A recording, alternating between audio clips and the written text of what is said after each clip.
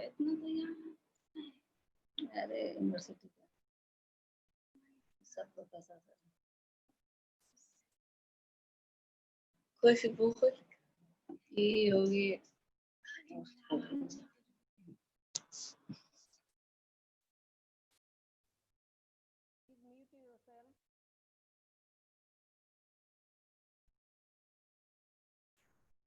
Video भी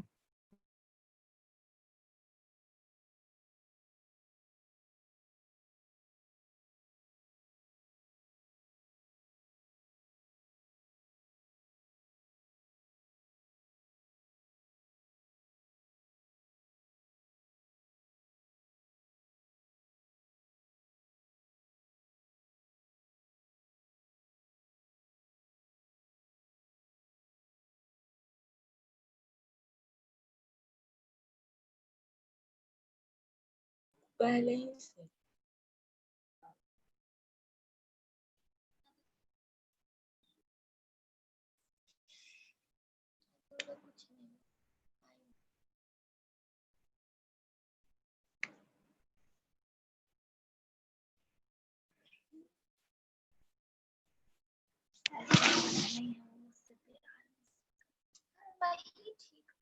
बहाना करते चल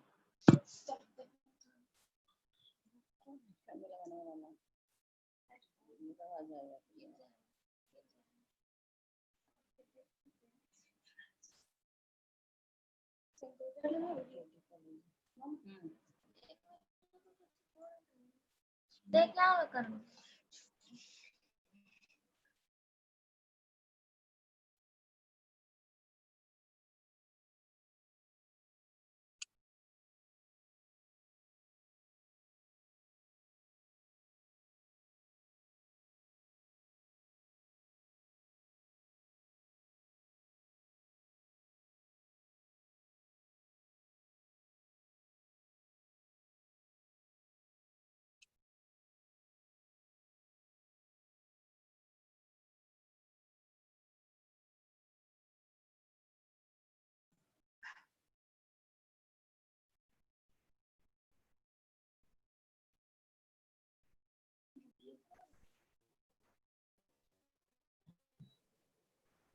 ठीक होगा अच्छा से आवाज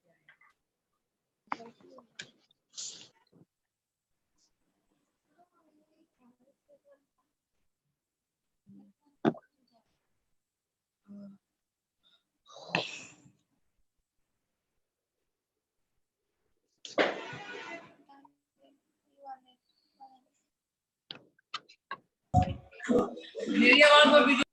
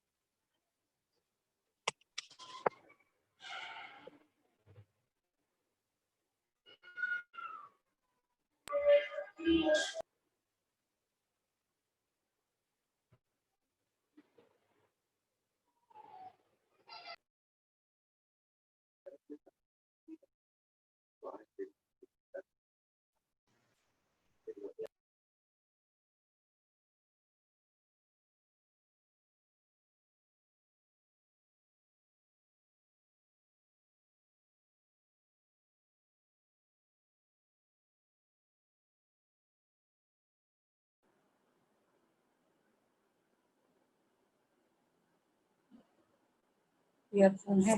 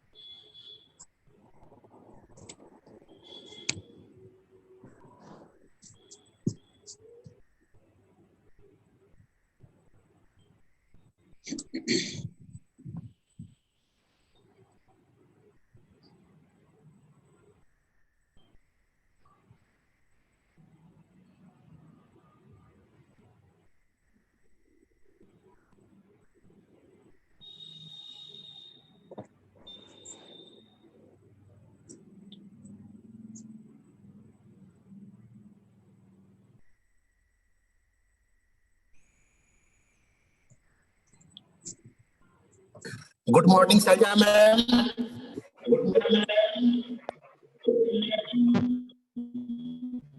Yeah, good morning. Please start. Okay.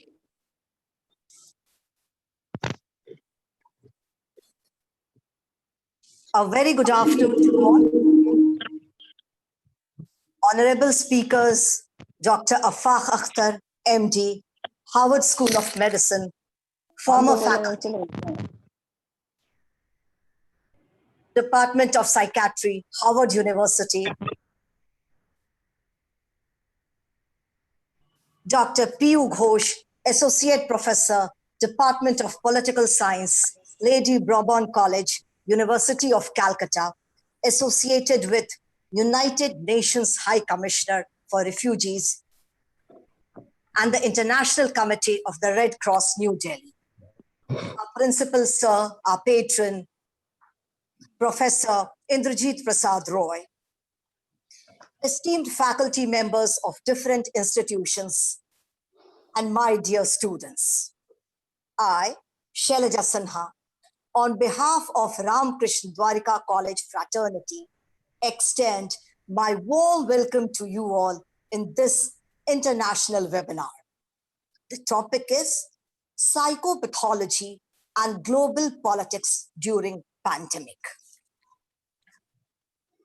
Human civilization probably is passing through most critical juncture of this millennium, while its existence is being challenged by the emergence of novel coronavirus.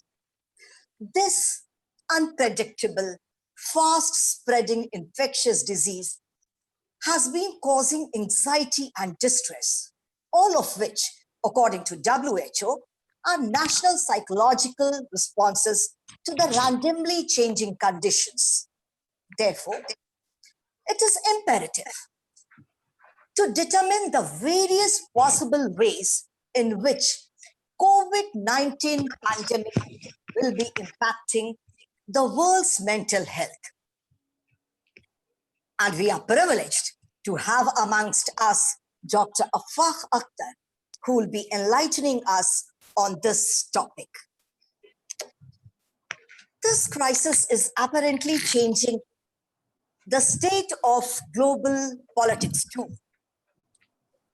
One of the questions to arise out of this crisis is whether it will change the world order.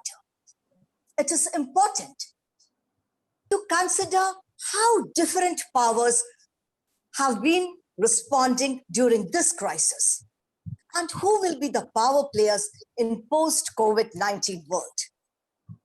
And we are honored to have Dr. P.U. Ghosh, who will be answering to our queries on these issues. Kautilya in his Arthashastra suggests very helpful advice to deal with these tribunals. He says, Tavat bhayeshu bhetavyam, yavat bhayam anagatam. Agatam tu bhayam drishtva, prahartma shankaya. That is to say, one should dread tribulations or crises only as long as they are far off. But once they start knocking at your door, You ought to take them head on with full might and vim to dispel them away. And on this very positive note, may I request our principal, sir, to come and welcome our esteemed guest, sir. Sir, now mic is on to you. Principal, sir. Okay. Yeah. Okay.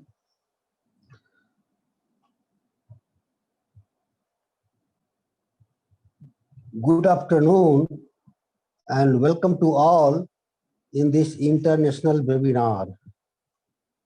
This is a great moment for Ramakrishna Dwarika College family because we are organizing first international webinar today on a very relevant topic, that is psychopathology and global politics during pandemic. This international webinar has been organized by the Department of Political Science and IQSC of R.K.D. College, Patna, under the umbrella of Patliputra University, Patna. We are thankful to Chief Patron of this international webinar, our Honorable Vice Chancellor, Professor Gulab Chand Ram Jaiswal. Under his proficient leadership, we are working here. Ramakrishna Dwarika College family is indebted to eminent educationists and speakers of this international webinar. I welcome both of you. First, Dr. Afaq Akhtar, MD, Harvard School of Medicine, former faculty, Department of Psychiatry, Harvard University. Welcome in this webinar and thank you, sir. Our second speaker is Dr. P.U. Ghosh, Associate Professor of Political Science, Lady Bradbourne College, University of Kolkata. Thank you, madam, for giving your costly time for this webinar. I welcome you in the behalf of our college. In organizing this international webinar, all credit goes to organizing secretary, Dr. Prabha Kumar, Department of Political Science, and convener, Dr. Shailaja Sinha, Associate Professor, Department of Sanskrit, along with her team and IQSC of this college. Joint Organizing Secretary, Dr. Sarita Kumari, Department of Sociology, co-convener Ms. Smita Bedehi, Department of Commerce. Organizing committee members, Mr. Subodh Chaudhary, Department of Sociology, Dr. Mukesh Kumar, Department of History, Mrs. Bhavana Singh, Head of the Department of Zoology, Mrs. Nidhi Sinha, Department of Geography. Technical committee members, Dr. Sumit Prasad, Faculty BBM, and Mr. Avinash Kumar, Faculty BCA. Advisory committee members, Dr. Balaram Singh, Dr. Renu Mawar, both Department of Political Science, Dr. Ikram Ali Rashid, Department of Urdu, Dr. Arvind Kumar, Department of History, Dr. Pradhan Durga Shankar Prasad, Department of Physics, Dr. Umesh Prasad Singh, Department of English, Dr. Shekhar Kumar Jaiswal, Department of Philosophy, Dr. Abha Rani, Department of Psychology, Dr. Akhileshwar Prasad Singh, Department of Chemistry.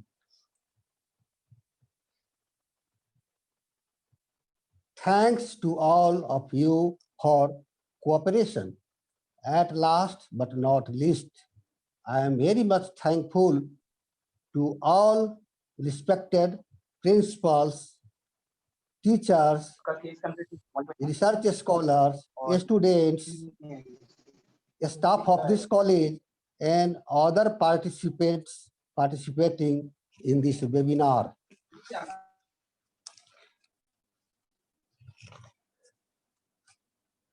The topic of this webinar is not only relevant but also very interesting. The pandemic has changed the world completely, both at the local level as well as globally. We suddenly found ourselves locked inside our homes, afraid to go outside, fearful, irritated, and pained by the things that were happening outside.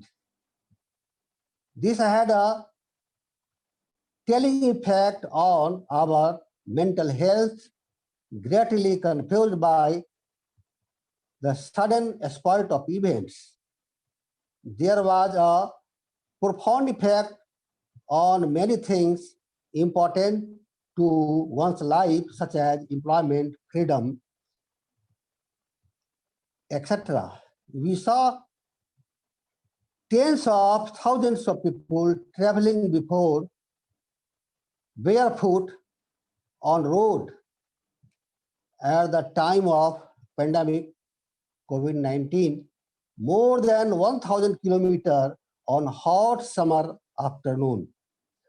Just think of the mental state of the people and what disappear the cause such migration has, which has parallels seen only in the migration during the time of independence.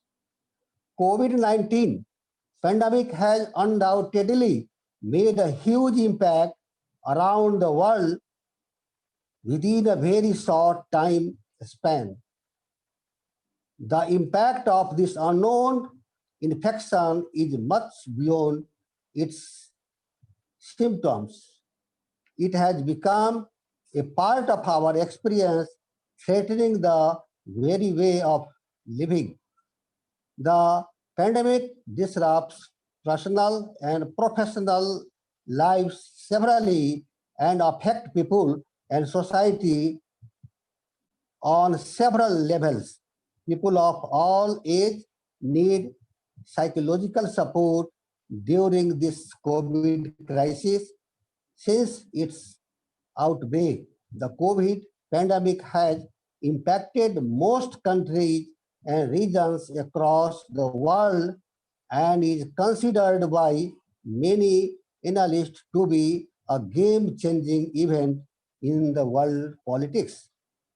This changing world scenario poses many pertinent questions before us, like will China replace USA from the position of the most powerful country in the world? How will India balance its relation with USA and China? How should we take care of our emotional health during pandemic? To answer these questions, we have two experts with us, Dr. Afaq Akhtar, consultant psychiatrist, connecting with us from USA, and Dr. Pev Ghosh from Kolkata University as an expert in international relations.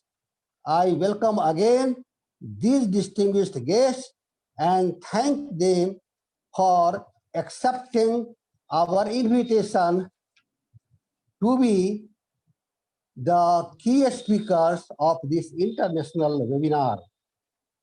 Thanks again to one and all. Now over to convener Dr. Sailaja Sinha.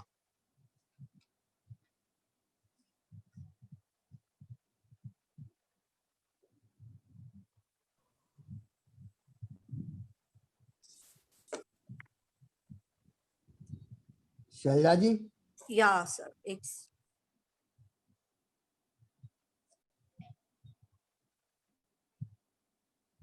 yeah. Thank you, sir. Thank you for your so insightful speech, and also you made us very clear that what we'll be discussing in this webinar. Now, let me call upon the organizing secretary of this international webinar, Dr. Prabha Kumar, to introduce our learned speakers and brief the topic. Prabha Kumar, now mic is on to you.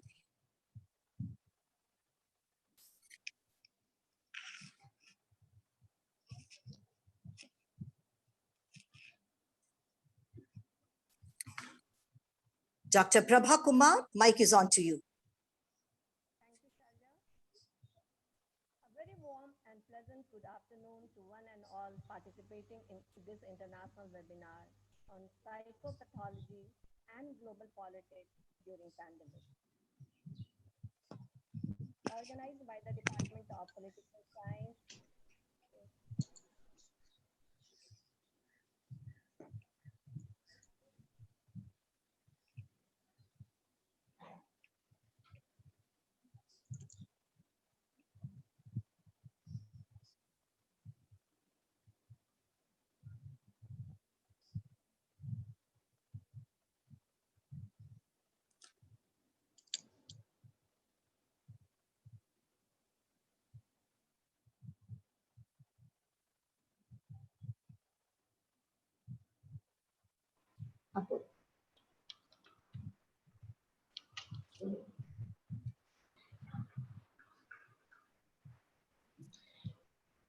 On psychopathology and global politics during pandemic, organized by the Department of Political Science and IQAC R.K.D College, Patliputra University. I appreciate you all for taking time of your busy schedule to join us today. COVID pandemic is of course a health problem, adversely affecting the physical and mental health of the individuals. But there is a lot of politicization coming out of this mental issue and politics being played around it at the national as well as global level. Here our major concern as a political scientist is the holistic development of an individual. So we thought to come out with a topic which will cover mental health of a person, and of course, it will also cover the gamut of the politicization of the pandemic, emphasizing on the restructuring of the world order in this context. This will be, in fact, an interesting combination. Probably we are trying to explore upon Harold Laswell's concept of psychopathology of politics. In this interdisciplinary world, political science aims at taking help of knowledge available in other social sciences like psychology and sociology to understand the political phenomena. Politics all over the world is guided by our mental setup, our mental ego, and our mental self-esteem. Take the example of migrant workers in India. The trauma of uprootedness, helplessness, and hopelessness is going to haunt the psyche of these workers for a long time. But the political parties, I'm sure, are constantly reading and evaluating their psyche and are definitely going to target this vulnerable population for their political gains. So everyone is playing power game. Individuals for their survival, governments for their credibility, political parties for their electoral gains, and nations for their identity, existence, safety, and security. The COVID-19 pandemic, making a huge impact around the world, has within a very short time span is far from being just a medical phenomena. In fact, the fear of isolation, social distancing, unemployment, homelessness, relationships breakdown, domestic violence, worsening public health in form of anxiety, depression, sleep disturbances, panic attacks, and loneliness is constantly haunting and traumatizing the people. Besides the misinformations constantly thrown at us by social media is aggravating the stress caused by pandemic. This pandemic has become a part of our existence threatening our very way of living. While the physical and financial impacts find a voice by many, the emotional side somewhere remains less expressed. But no doubt, it is of great relevance and needs to be analyzed. All these issues shall be addressed by our Honorable Key Speaker, Dr. Afaq Akhtar, Consultant Psychiatrist from United States of America. This COVID-19 pandemic is a local crisis, a national crisis, and a global crisis, affecting the people, the social fabric, the government, the nations, and thereby shaking the very global balance of power.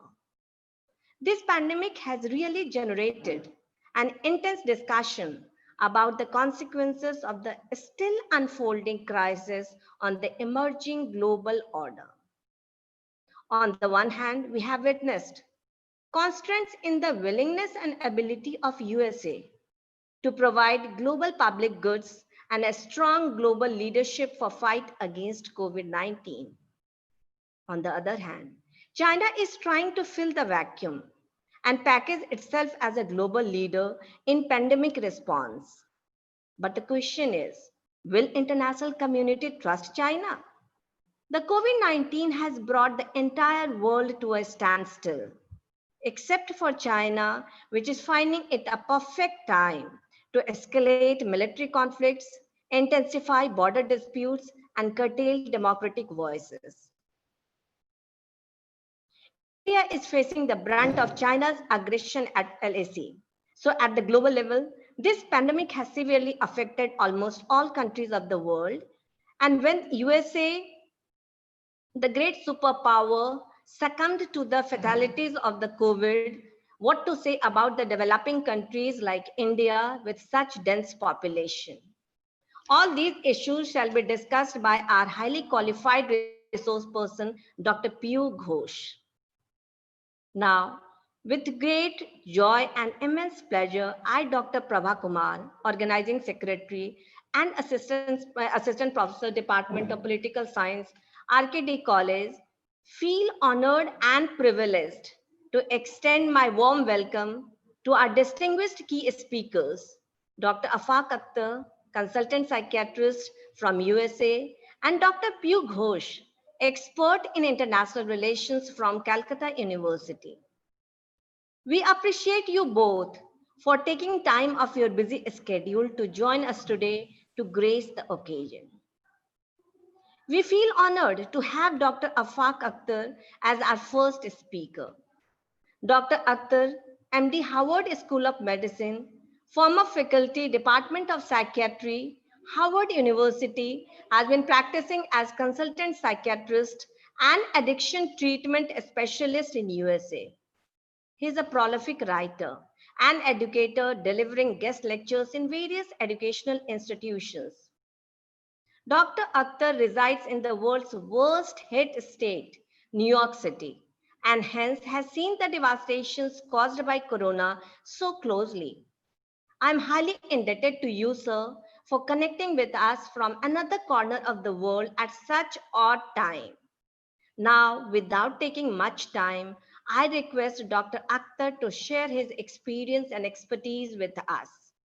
His topic of discussion will be psychology of pandemic, people, politics, and perception. Now, before handing over to Dr. Akhtar, there is a humble request for all the participants. All of you are requested to put down your questions in the chat box, which shall be answered by Dr. Akhtar at the end of his presentation. Thank you for your kind cooperation. Now over to Dr. Akhtar. Hello, everybody. As you said, I'm Dr. Akhtar. I'm in USA. It's not a good time. It's not even 5. And I'm half sleeping and half awake. But that's okay. Because there's a saying in medicine, the difference between a physician, surgeon, and a psychiatrist. The physician knows everything, does nothing. A surgeon knows nothing and does everything. And a psychiatrist knows nothing and does nothing. So that's all right. And the topic itself is, we don't know anything about this. So a lot of things will be speculation because we don't have much data. Saying that, I would like to thank you, Dr. Rai, Shailja ji, and Mrs. Kumar. And thank you for joining my friends from England and Ireland. I can see them. So let's start this without any delay. Let me see if I can share my screen.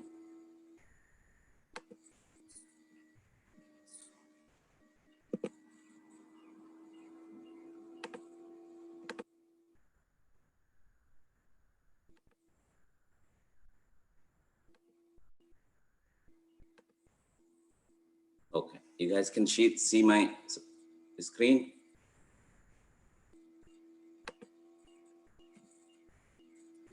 All right, so basically that we are in a unseen territory and we are facing this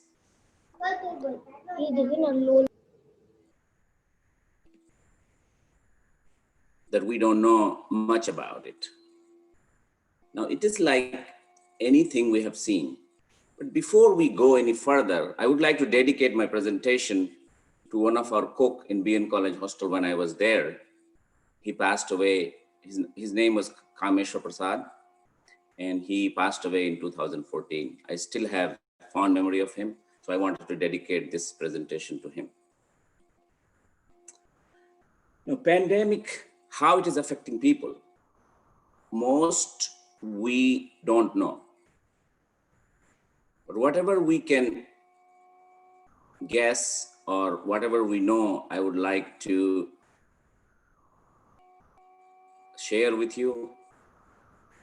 This is now, if we look at this, we had never seen this structure before. So it is a novel experience. Same way, anything novel, unique, we don't know how it is going to affect us. So let's talk about first the medical component of it. So this is a virus. People are still not sure it is RNA virus or a DNA virus, how it is affecting. Some people say that it is a respiratory illness. You have pneumonia. Half of the world is saying, no, this is a vascular illness. Some people are saying this is a viral illness. So basically, because our system has no memory of this virus, body reacts differently because there is no memory cell in the inflammatory process or the immunity process. So would you say that some people who are treating this as a respiratory illness, they are wrong, or somebody is treating as a vascular illness, they are wrong? Everybody is correct because that's the way it is presenting. That's why you will see that there are hundreds of research already came out that antiviral is working in some people. Corticosteroid is working in some people, anti-malarial working in some people. So these are the medical part of it. I'm not the expert in medicine. So I'll take you to so similar way, it is affecting our psyche or what is the impact of on our psychology. So whenever we have any novel experience, we take it as an ambiguous stimulus. And whenever a stimulus comes to you, hearing, listening, touching, right? All these senses bring some kind of a stimulus to you, and all these goes to your cerebral cortex and you process it. So suppose somebody has some experience, they have a memory and they react accordingly. But because this is a unique or ambiguous or novel stimulus, how the best I can explain that in psychiatry, we do ink blot test. So this is the test we give it to people and we ask them to interpret. People interpret according to their personality. So it is a very elaborate test, do analysis, and we can come to a conclusion that what kind of person is he. Now, if you go back, this is also, we had never seen this. So everybody is interpreting their own way.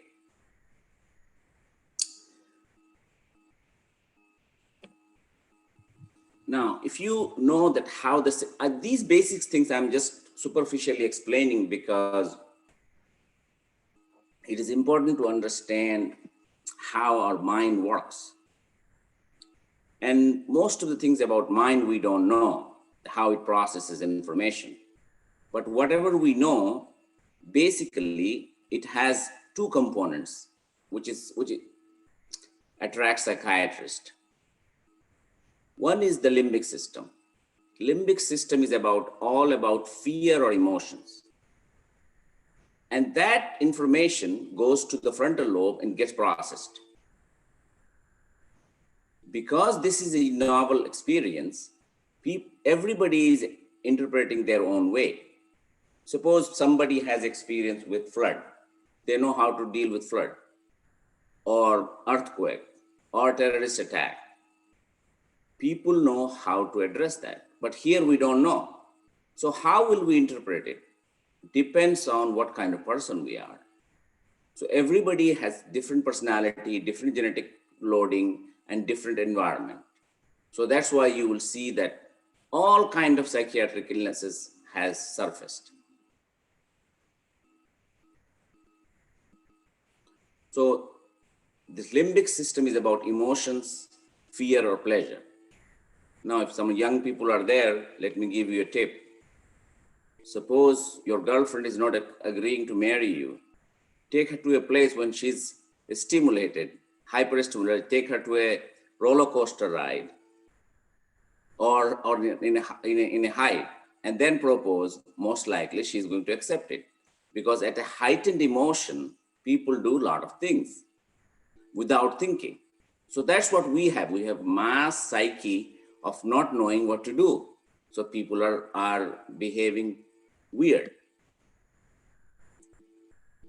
Let's go over that, how I believe that people are reacting. So it depends on how they are. You can't say that, oh, this is causing anxiety in most people. No, you cannot say that. Some people are not anxious at all. So they find a way to adjust, and they're okay with it. Some people have a family history of anxiety. Suddenly they become anxious because they had a predisposed anxiety problem in their family. That aspect of their life was dormant. When they saw this, they become anxious, and same as depression. Or some people had some family history of psychosis, schizophrenia, bipolar illness, and they become paranoid or they become manic. Some people who already had some depressive element, and because of this, they committed suicide or they become suicidal, they went into the hospital. So being a new stimulus, we really don't know much about it. So let's see what people have done. Some people have done that. They started a healthy coping skills. So this is we have to stay home, we can't go to work. Let's do more yoga at home. Let's play more carom board. Or some people are just sitting in a room and not talking to anybody. Recently, I went to a friend and I was driving by his house. He was outside and his wife ran inside the house. And if you think that was irrational response, because whatever science we know, they say that you have to be within 6 feet. Then only you can transmit the virus to person 1 to person 2. But she saw the car and she went inside, because we don't know how to react to the situation. Now, how it is affecting families is hard to say much, but it is affecting different age group differently. First and foremost, a lot of people are living in, at least in India, in the house in a small confined environment. And that can cause a lot of problems. So a lot of good things. Older people are very vulnerable. And I was looking at the data of New York City, and they are analyzing the data. They're still preliminary. Looks like that highest at-risk people are more than 75. Their mortality rate is very high, but below 65, I believe that the death rate is as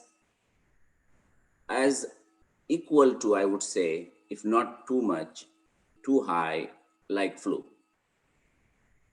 So it is not risky for people who are healthy and younger. I believe that in India, the mortality will be a lot low. If you compare United Kingdom, in America, a lot of old people live in these countries. So that's why you will see high mortality rate. But that number is also, you cannot trust fully, because when you calculate case fatality, you have to have the population tested. So when you increase the denominator, the number will change. So I believe at the end of the whole thing, the mortality rate won't be as high as people are saying now. The WHO estimates the 3% mortality. The New York City data says below 65 is 0.9% mortality. But all these numbers will change when we test more people, because the denominator will change. So I don't believe that people should be as afraid as they are now. Yes, older people with diabetes, hypertension, heart disease, they are at risk. This virus is targeting those people more. Now, the younger people are very happy. Kids are very happy. Their mommy is home every day. I get to see mommy and daddy every day. And then the parents are irritated because they jump around all day in the house. So that has increased the child abuse. In America, the child abuse lines are very busy. Similar way, domestic abuse is very high, because wife hitting husband, husband hitting wife, and it goes on.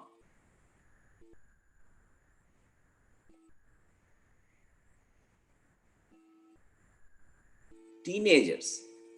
I have 2 teenagers at home, and I believe they are totally frustrated because they have to live with us 24/7. They can't get out of the house. So different age group has different reaction. What outcomes I have seen lately in my clinical practice: increased domestic violence, increased child abuse, and increased alcohol and drug use. A lot of people are drinking a lot. But some people have readjusted to the situation, and they are doing more yoga, playing more board games, and so on and so forth. Politics, I don't think I can discuss. I will leave it for Dr. Ghosh to discuss what is the politics of pandemic. Role of media is very important. I think I need to discuss this because after this experience, I believe that the media wants you to stay home. Now, I don't think anybody reads any more newspapers. I still do, because probably I'm old, but we're watching a lot of TV and a lot of internet. If you look at how they present the news, they say number of cases are going up in India, or the lockdown happened here, but they are not looking at that really how it is affecting people's health, or what percentage of people are getting better. So if I say that I have a data that suppose they take a number, the 2% people are dying, but you can present it other way, 98% people are fine. They will recover, they don't need anything. But that's the way media wants. Now, why media wants you to stay home? because you'll watch more TV, they'll make more money. So the most beneficiary of all these pandemic is the media, maybe followed by the politicians. And politicians react to TV or the news, and they keep going on and on and on. For the general population, especially in India, there's too much social media. And all day long, people have nothing to do, just look at their WhatsApp, their Facebook, right? And there are a lot of information or misinformation out there. The most common is virus is created by human, got accidentally released. But that's not the scientific consensus. People think it was a coronavirus is that area of Wuhan, it's a lot of coronavirus in bats. And that got transmitted to a pangolin, and from pangolin it came to human. But the conspiracy theorists are saying it was in the lab, security was not good, and it got released. The theory they make, because American government invested around $7 million in that lab to do the research. And the State Department memo said that the security is not good. And then China didn't help because they won't allow the outside investigator to go in. So that's why this conspiracy is going on. So suppose this is the theory people are talking about.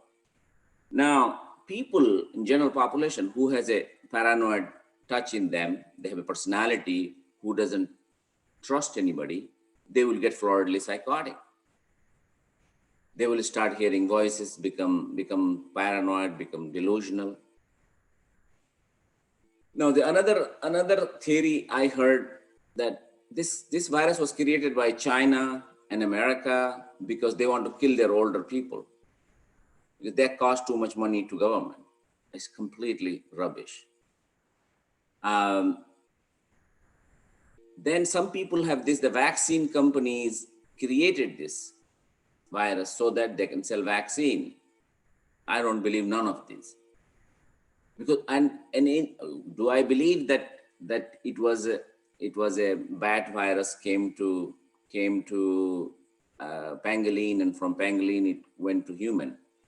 That's what I'm believing now, because that's what the WHO is saying, or most of the people in the scientific world is saying.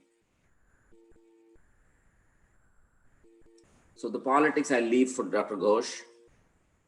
Now I want to talk a little bit about, and I will be happy to address questions.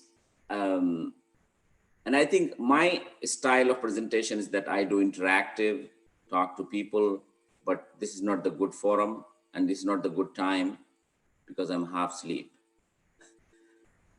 So I want all of you to know one thing, that know the facts. Just don't go by the headlines. Read in detail if you want to know the data. And I can conclusively say that the death rate in people less than 65 and healthy, not obese, not diabetic, not hypertensive, and no heart disease, their death rate is less than the flu. Flu kills more people than coronavirus in younger and healthy people. Number two is that most of the tests are flawed because they couldn't test it on time, or they didn't have enough baseline to test it. So most of the positive tests, they say this, oh, the numbers are increasing. I think they are hyperinflated because most of the tests are done by polymerase chain reaction. And polymerase chain reaction means what they do, they take a small genetic material, enhance it, and then come to a conclusion. So even a small portion of genetic material is there in the system that will enhance it, and they have to give you a positive result. Now, conclusively, we can say when somebody is positive or negative, if they have antibody, but antibody tests are still not up to the mark. People are doing it, but I don't trust them because they are very new. Again, I said that not enough tests has been done. When you do more tests, then the denominator will change and mortality will go down. Now, in the year 2018, in United States, more than 60,000 people died of influenza, but nobody knew about it. Now the media is saying that, oh, a lot of American people are dying. But if you look at the data, in Western countries, America has the least fatality rate, case fatality rate. And the highest is England and other Western European countries. And that because American population is young, not as young as Indians, but America is a young country compared to Western Europe.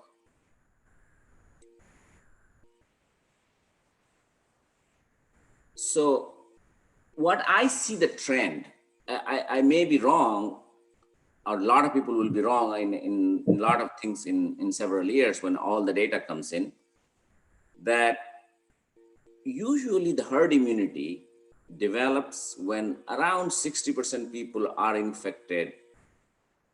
But what I see this virus, that when they infect 15 to 20 or 30% people, then it disappears. Look at what happened in UK or in New York or in Boston, that now the whole country, entire United States, the opening, but Florida, Texas, and those places where the virus reached late, their numbers are going up, but not the New York or Boston area. So that's why I believe that when it infects 20% people, especially vulnerable and sick, that after that it goes away. And I believe that soon this will not be a news and people will move on with their lives. It will go on, linger on for a little while, maybe until the elections. And once the election is over, a lot of news will be over. So I'm hoping to be over with this by the end of this year. What I would suggest as a psychiatrist, as I said, I know nothing, and especially about this, I really know nothing. But I would say that don't watch too much TV. I don't think I have watched any news in last 3-4 months. And I would say that rather than watching news, watch movies, series, and with your family. And the most dangerous for people is that Facebook, Twitter, and WhatsApp. In that, everybody is a reporter, an editor, right? And a consumer of the news. So more and more fake news going around about coronavirus. And that's why the big social media companies are changing their laws, that what kind of information they will let go or what kind of filters they will put so that you cannot post fake messages. One of the things I suggest to my patients, my students here, that force yourself to do certain things at certain time. Like, okay, I watch news 6:30 to 7 o'clock primetime news in East Coast, and that's about it. 30 minutes. The social media I don't check, or I don't read any of the posted on WhatsApp. Similarly, I don't have Facebook account. And at night, it's very important for all of you to understand that don't take your electronics to your rooms. That really affects your sleep, your mind, your everything. So keep your phones Suppose you're sleeping in the second floor, keep it in the first floor.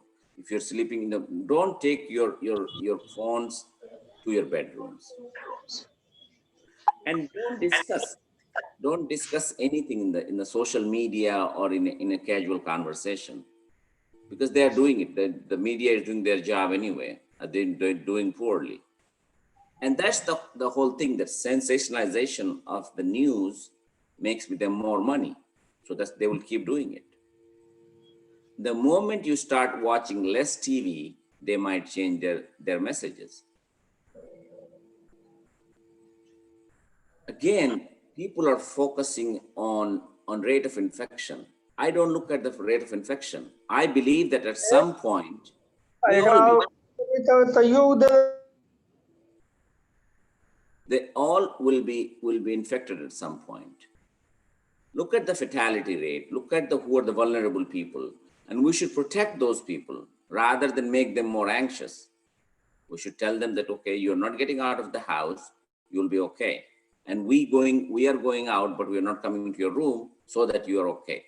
We need to reassure our older people with medical illnesses, diabetes especially, obesity, diabetes. And the take-home lesson is that probably after that, we will change our food and our health, and we'll focus more on our health. And I don't think that common people should even think about numbers, although we are the sufferers because the government is doing irrational things because they don't know either. You know, there's a sentence in Bible: to accept things I cannot change, courage to change the things I can, and wisdom to know the difference. And that's what I'm trying to say, that know the difference.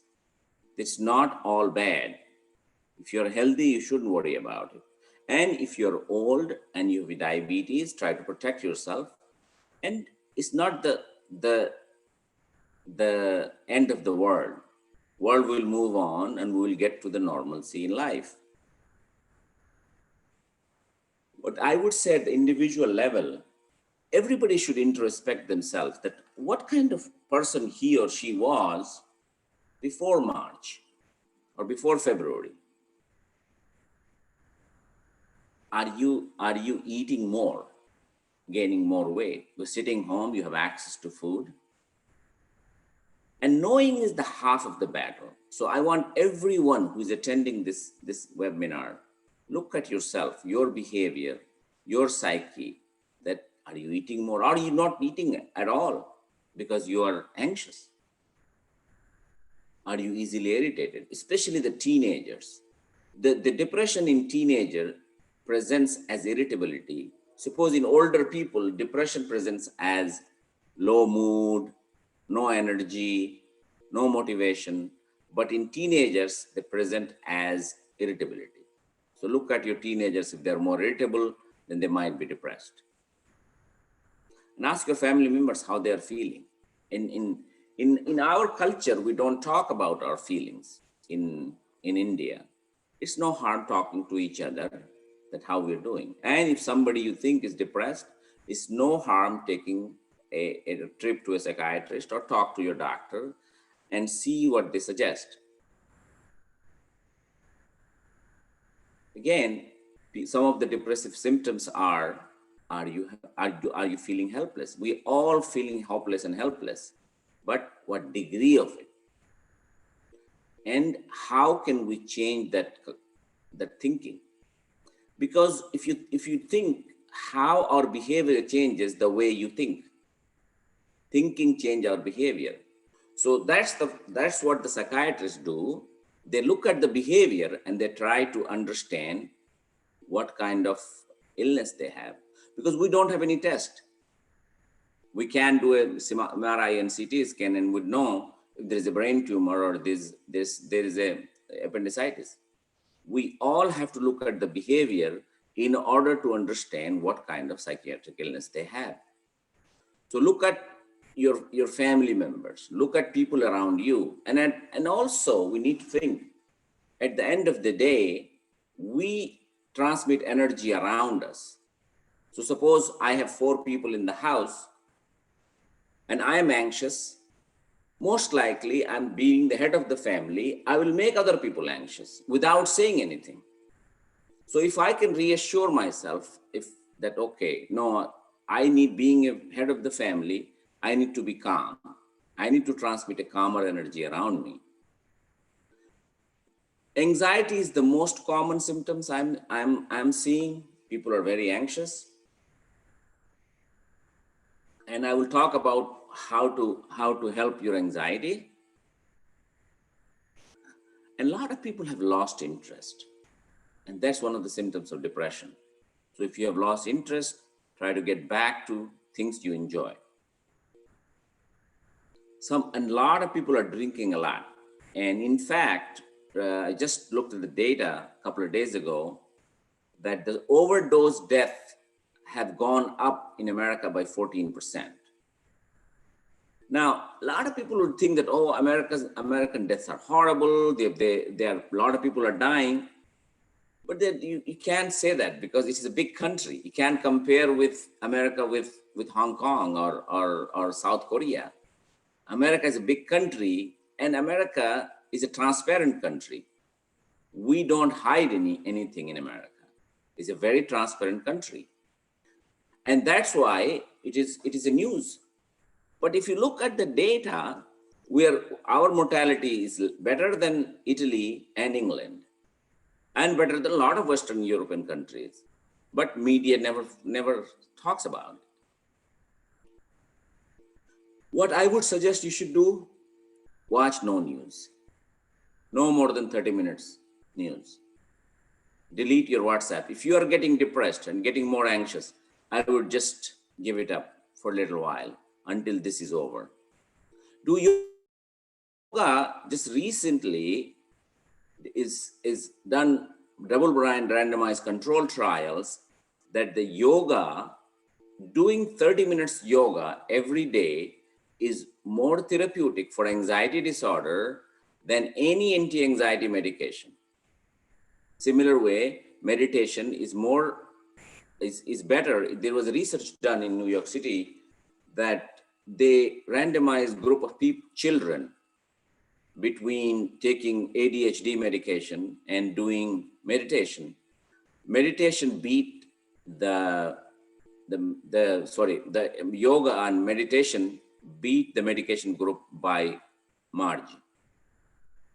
So I think we need to learn how to address our anxieties. And one of the way I would suggest that without any religious connotation, you can chant Om. Because Om, when you chant Om, it has two components. One is the vibration and another is the sound. By doing both together, you block your thoughts. And that's the key to stop your anxiety or treat your anxiety. Because you need to change your thought, but it's not easy. What easiest thing to do is to block your thoughts so that you are not overwhelmed by all the time racing mind about all this information.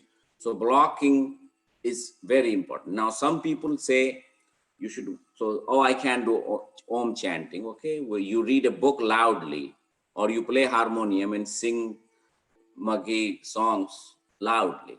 Anything loud and anything can interrupt your thought process. That is a good tool. Anytime if you feel anxious, do Om chanting or some sort of yoga. Now, there's not enough psychiatrists in India, so you can get a lot of help in India. But if you need to, you can. But I believe that medication is not the answer. I think your behavior, your thought process is the answer. You cannot change your behavior until you change your thought. And one of the way I prescribe to people that changing thought is not easy, but blocking thought is easy. So try to block your thoughts, try to learn to live at the moment rather than thinking what is going to happen tomorrow. Try to stay focused on the moment. And they call it and there's several ways you can achieve that. And I think the best way I believe is to achieve is the Om chanting. And you do it in a proper way, that where your nose vibrates and the sound blocks your hearing. And both together blocks your thought process. The same you can do Kapalbhati. Kapalbhati is a great exercise, and it really takes your mind away from all the thoughts. So it brings you to mindfulness. Om chanting, Kapalbhati, these are the good things to do at this point, and doing more exercise, eating healthy, and talking to each other in the family, not yelling at each other. This is my email address, and I'll be happy to answer any question. I didn't want to overwhelm with the information because a lot of information I don't know. And I think that if you have any questions, you can WhatsApp me or Shailja ji or Dr. Kumar, can you text me, and I'll be happy to answer questions. Because Dr. Ghosh has to talk another hour, right? Shailja ji.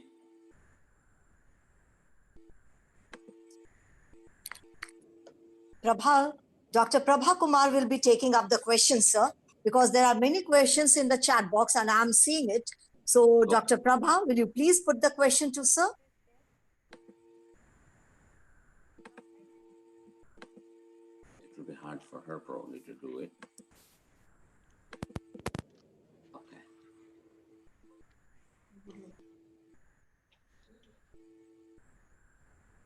Thank you, sir, for your words of wisdom. Thank you, sir, for making us aware of different dimensions of psychological effect on human mind. As you said that, awareness is half the battle coping mechanism. You also talked about how COVID affected differently in different age groups and different socioeconomic groups. In your speech, you also highlighted very lucidly the role of media, role of politics, role of inner self, role of surroundings in combating the COVID challenges. I'm fully sure that everyone has benefited from your very informative and enriching presentation. So many of our participants are raising their queries in the chat box, so I shall be reading them to you one by one. Yeah, the first question is from Professor Shefali Roy. The question is any person under medication for mild depression vulnerable to acute depression or COVID-19? Answer would be most likely. Most likely, people with predisposition to depression. Predisposition means that if somebody has a family history or past history of depression, and with this uncertain time, people can get depressed. It's possible that their doses might have to increase. They have to adapt to new things and get something more than just taking the medication. Yes. Sir, Professor Vinay Kumar, he has the question. What are some things employer or organizations can do to mitigate the psychological impact on their staff of this pandemic? Reassuring is most important. Numbers are important. Younger people have no risk. I would say, suppose if you have an employee who is at high risk, have diabetes, let them work from home. Be kind to them. This is a tough time. And people who are healthy, they come to office. Tell them, don't have to worry about it, because 99.99% that nothing is going to happen. We will have symptoms if we have COVID-19 or infection of coronavirus, but that's not going to kill us. It will be unpleasant, so that the flu is unpleasant. So I would say that if your workers, some of them have diabetes, let them work from home, let them get their salary when they are home, even if they can't work. So we have to be gentler, we have to be kinder to our fellow citizens. Yes. Abhishek Kumar from London, he has a question. It could be argued that social media companies have a responsibility to moderate content. However, is it fair to say that the companies are held totally responsible for monitoring the content? Shouldn't governments establish appropriate agencies to achieve this task in the first place, as opposed to just making regulations? How about personal and social responsibility to tackle this issue? Yeah, as far as the controlling the social media, I don't agree with this because the freedom of speech, we need to protect the freedom of speech. There are irresponsible people. There will always be responsible people. But I would like any government to interfere in freedom of speech, like China. Um, America is an example. India is an example. We are democratic countries. We have freedom of speech, and we should continue that. I opposed the Facebook's initiative to filter data, filter for information, because people, we should not doubt people's wisdom. It will settle to the mean when too much information is going around and around. People will find way to filter the information. So I'm for freedom of information, not restricting anything. There's like this lockdown that really the time will tell, was that beneficial? I'm not sure. We don't know what is going to happen. But everybody, and especially in India, I'm still baffled by the fact that why the Indian government did lockdown when they did, because first and foremost, this is a young country. The case fatality will be very, very low. Number two, that Western countries did the lockdown, not that they are going to stop transmission. Their goal was to flatten the curve, means they didn't want to overwhelm their hospitals and ICUs. If you look at our Bihar, how many hospitals we have there? So if what we are flattening, the West did flatten the curve because they didn't want to overwhelm their ICUs. Sweden didn't close it because they said we have a system that we know the ICU census every hour. So if we think that our ICUs are getting overwhelmed, we'll put the lockdown. But they never had that situation. Even if you look at New York, they had makeshift hospitals, the military ship was there, but nothing was used. So was that a good idea? But the time will tell.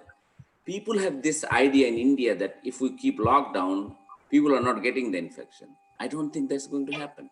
People will be infected. And I'm very optimistic about that this virus will go away for two reasons. That either it kills his host. So if it infects the older people, they kill the older people or people with medical illnesses. And people who are healthy, they can't do anything. The virus can't do anything. So it mutates. So in both the situation, either killing the host or mutating is not good for virus. So that's why you will see that it doesn't spread more than 20% of the people, because whatever they could kill, they kill. And then the healthy people, they mutate. There are already 35 mutant groups are there. So if a virus mutates so much, the survivability is very, very low.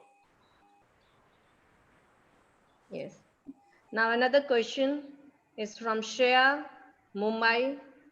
Given the extended stay-at-home order, we are seeing increased anxiety and depression in young people.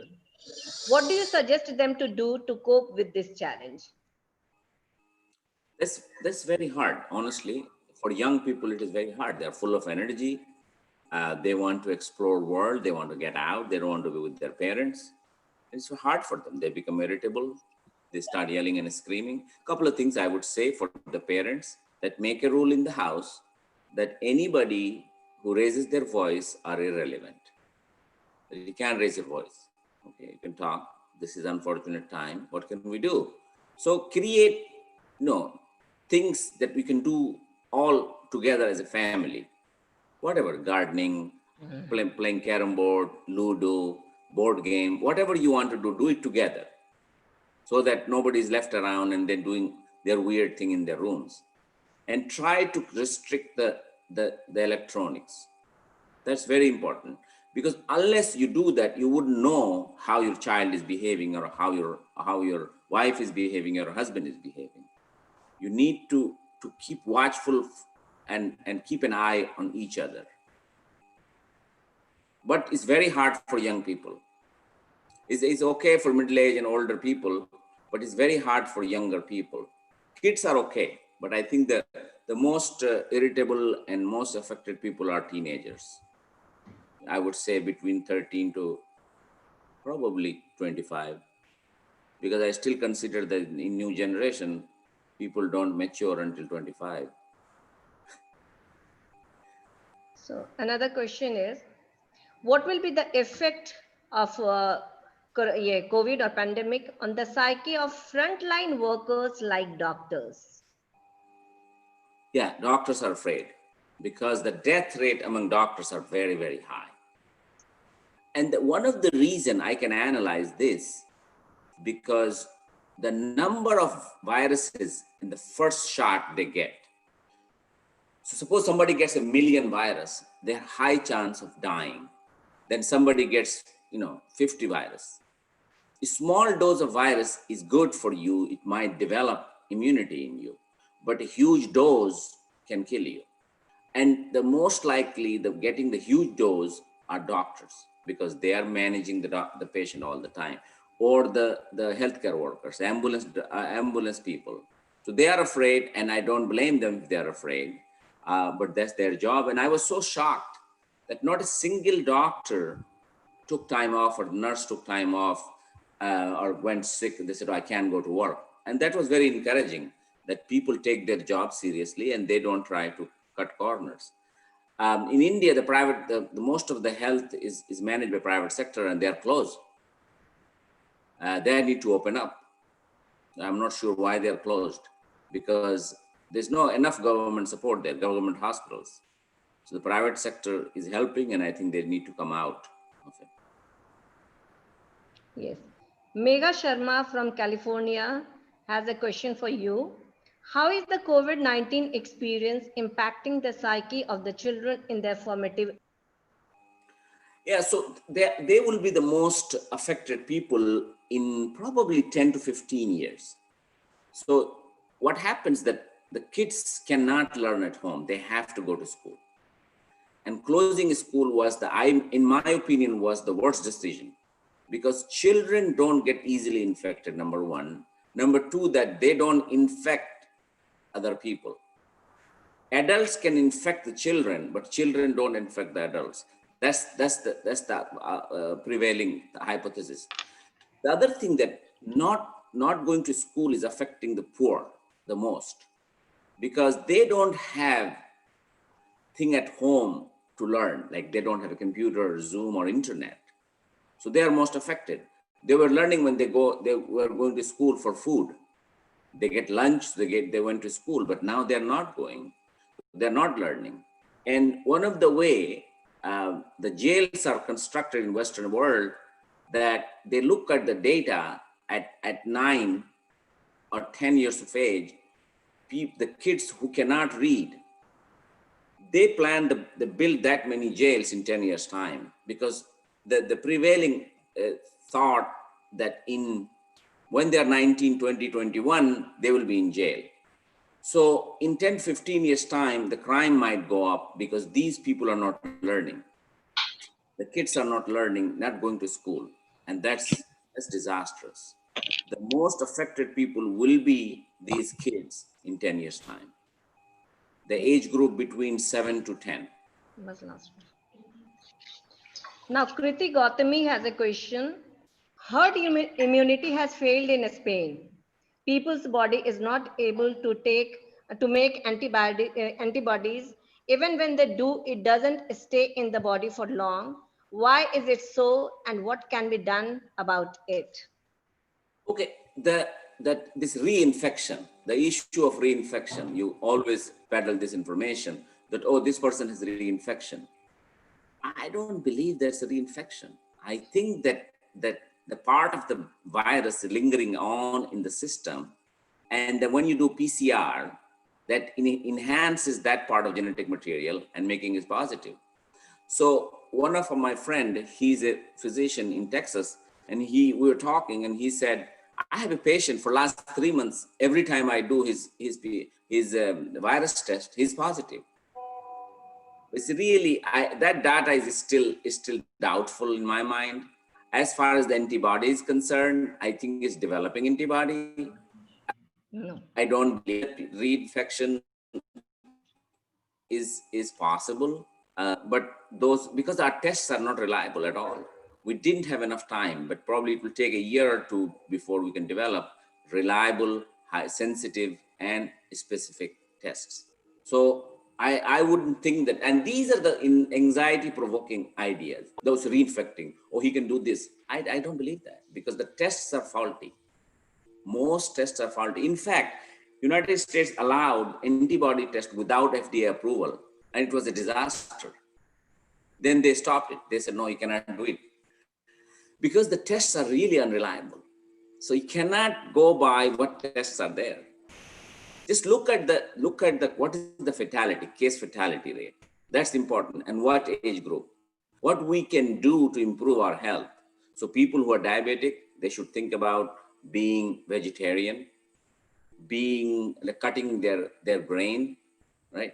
Grains are really not healthy for people with diabetes, and they're affecting mostly diabetic people. So you can adjust your food, and you can be healthy. But I truly don't believe that these theories, that reinfection theories, I don't. They're not peddling that much, although lately, because somebody said that this is the enhancing the genetic material. It's not the reinfection, but the lingering genetic material and enhancing of it by PCR, polymerase chain reaction. Thank you, doctor. Due to the paucity of time, we cannot take more questions. Sorry for the inconvenience. Your cooperation will be highly appreciated. I hope this session has been very informative and enriching, and your queries have been efficiently, satisfactorily addressed by Dr. Akhtar. Now, taking the discussion further,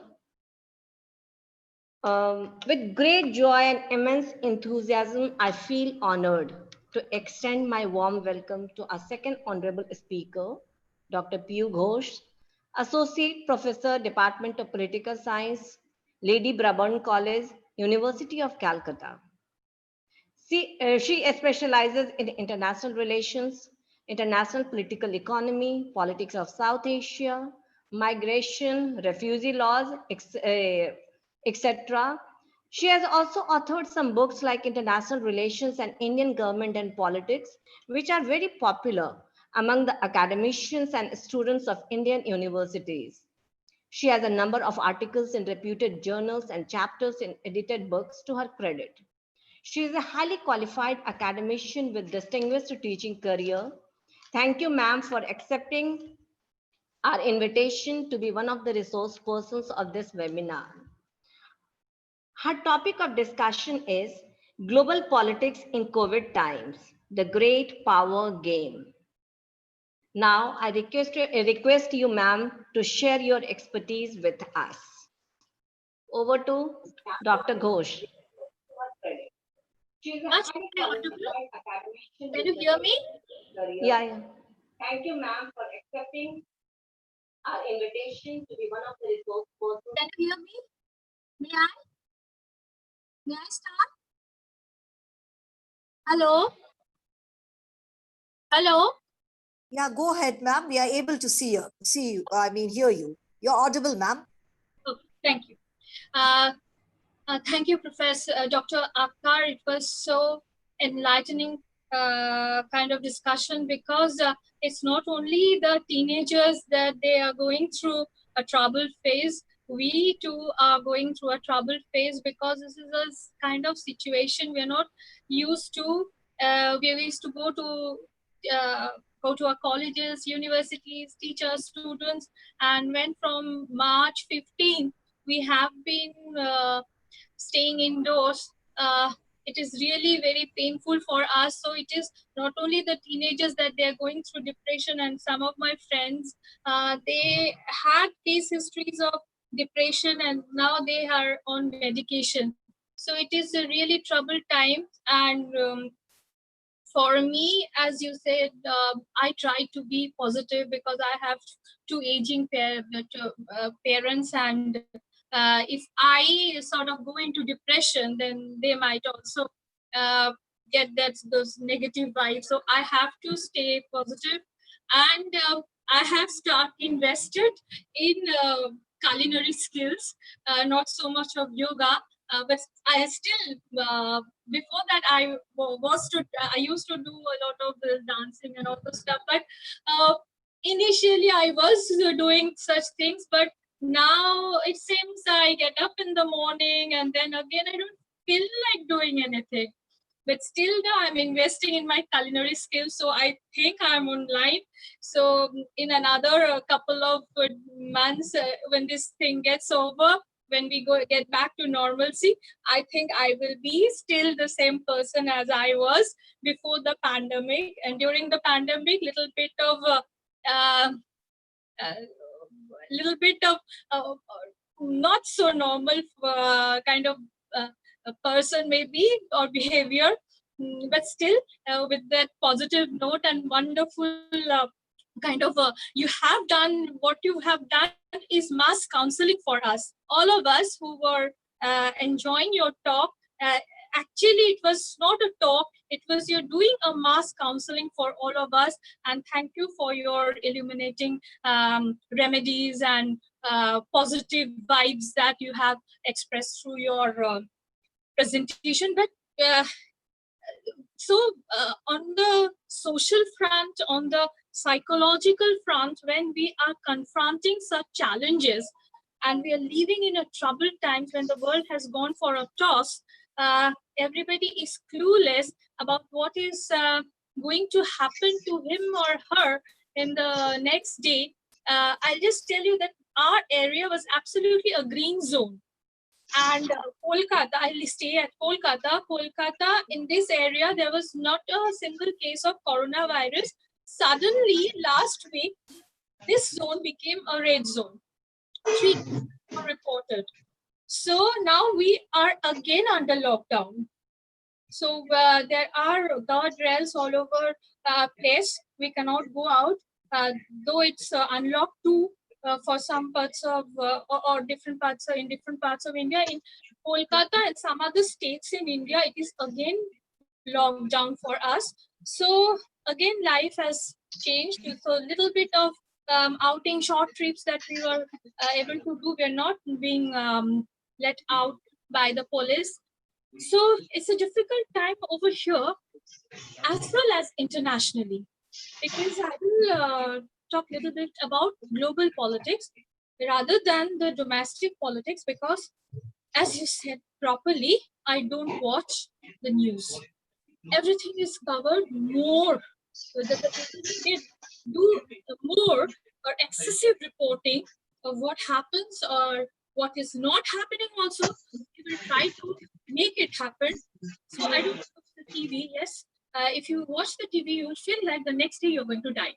You are going to contract the coronavirus and you're going to die. So it's not a good suggestion to watch TV.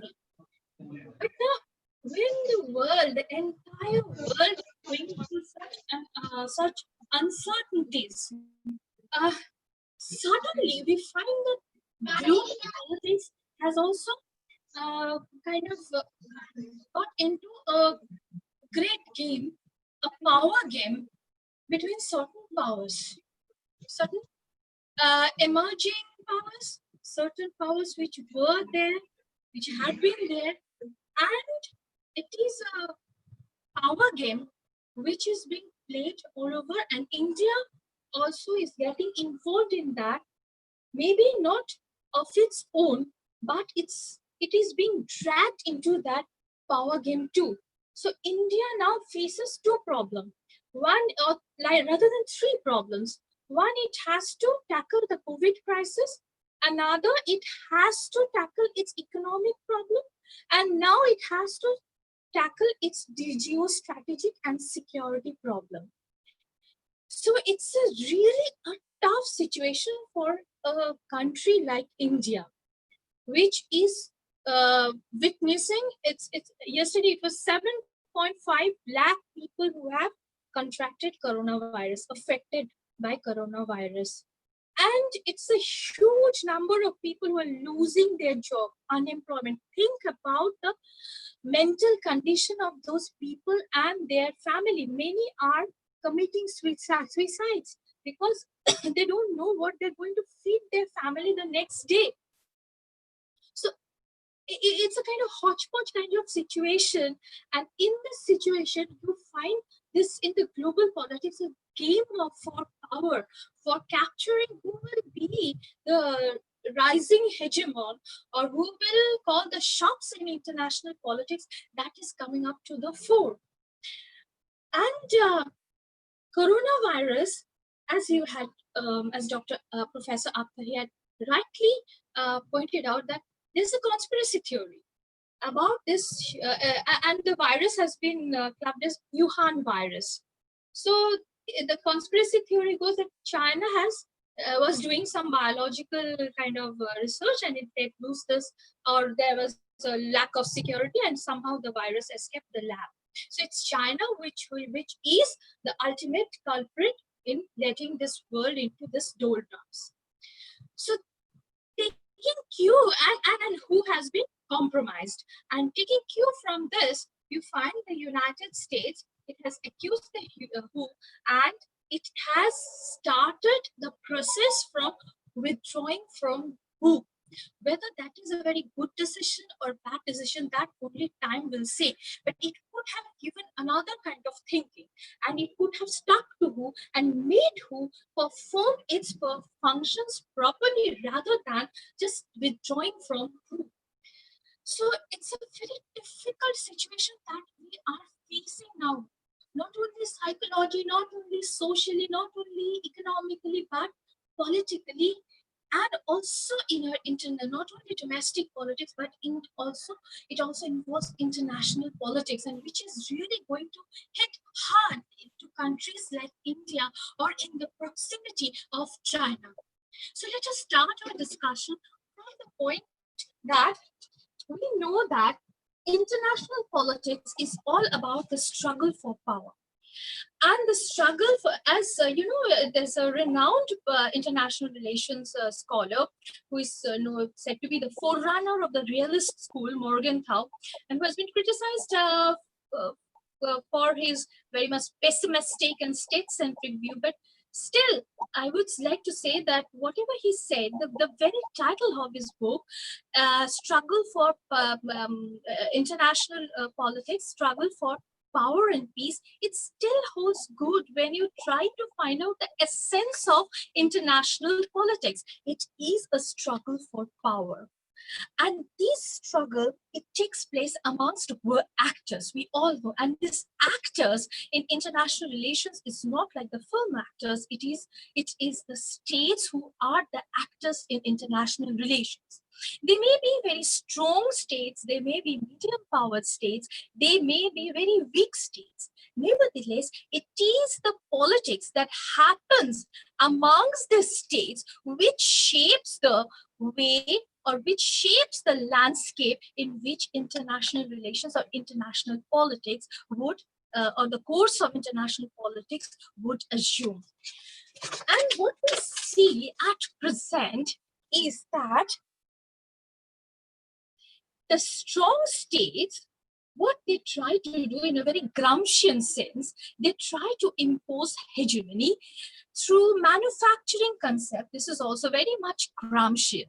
And when we translate this into our international relations, we can see that this constructing hegemony through manufacturing consent can be done through these institutions of legitimation. So let us find out what can be or what are the instruments or institutions of legitimation in the international scenario. In the post-Second World War era, what we find, there has been an immense rise of USA along with the Bretton Woods institution. And we have the dollar playing an important role in international political economy when the other currencies were pegged to the dollars. Until 1971, 72, dollar has been continues its dominance unchallenged. So we can say that post Second World War, the international institutions that were created at the Bretton Woods, like the IMF, the World Bank, and the GATT letter, it's the WTO, legitimized US's hegemony in this world by introducing a neoliberal kind of economic order in the international political economy. So this order has continued for long, except for a brief, I will come to it later, that till 1971 in the international political economy, it went on unhindered. But when the floating exchange rate was introduced in 1972-73 and dollar was devalued and other currencies were also accommodated, then there was a decline in the hegemony of USA. We'll come to that later, but please let us look at the period between the end of the Second World War until 1971 and of course the aftermath of it. So what we find currently, so this post-Second World War era, we have the hegemony of the US in the political scenario and in the international political economic scenario. And even if the hegemon was on decline in the 70s, but politically it remained quite strong.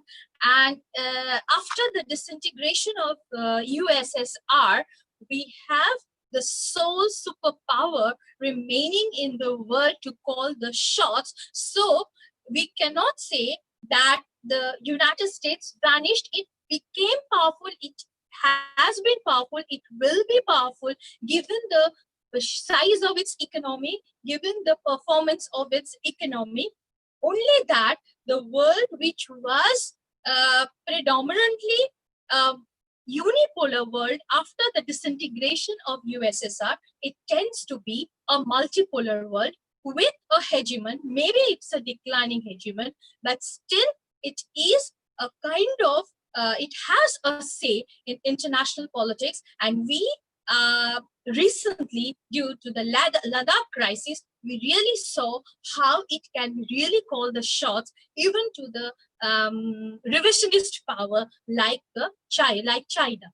So at present, the entire kind of disturbance or turbulence which we are experiencing in the international politics is all around the point whether the status quo would be there, whether USA along with the others, they would be in charge the affairs of international relations or international politics, or should China come in and challenge the status quo and establish itself as the main power to call the shots in international relations. So this is just nothing but a kind of clash between the status quo powers and the revisionist power. The status quo power meaning USA and all those, also the rest, the multipolar, the different powerful states that we have, as we'll identify them, the regional powers in the later course of our discussion, and China, which seems to be the revisionist power. So this is the center of trouble in global politics. One which tries to maintain the status quo, and one which wants to revise the status quo and go for a total all-out capturing of the world #1 position by any means, by hook or by crook. So given this scenario, what can emerge is a very difficult kind of strategic imbalances in different parts of the world. So let us go look into the exactly what the emerging strategic kind of picture which we can get in this kind of situation, which can really restructure the post-COVID global world order.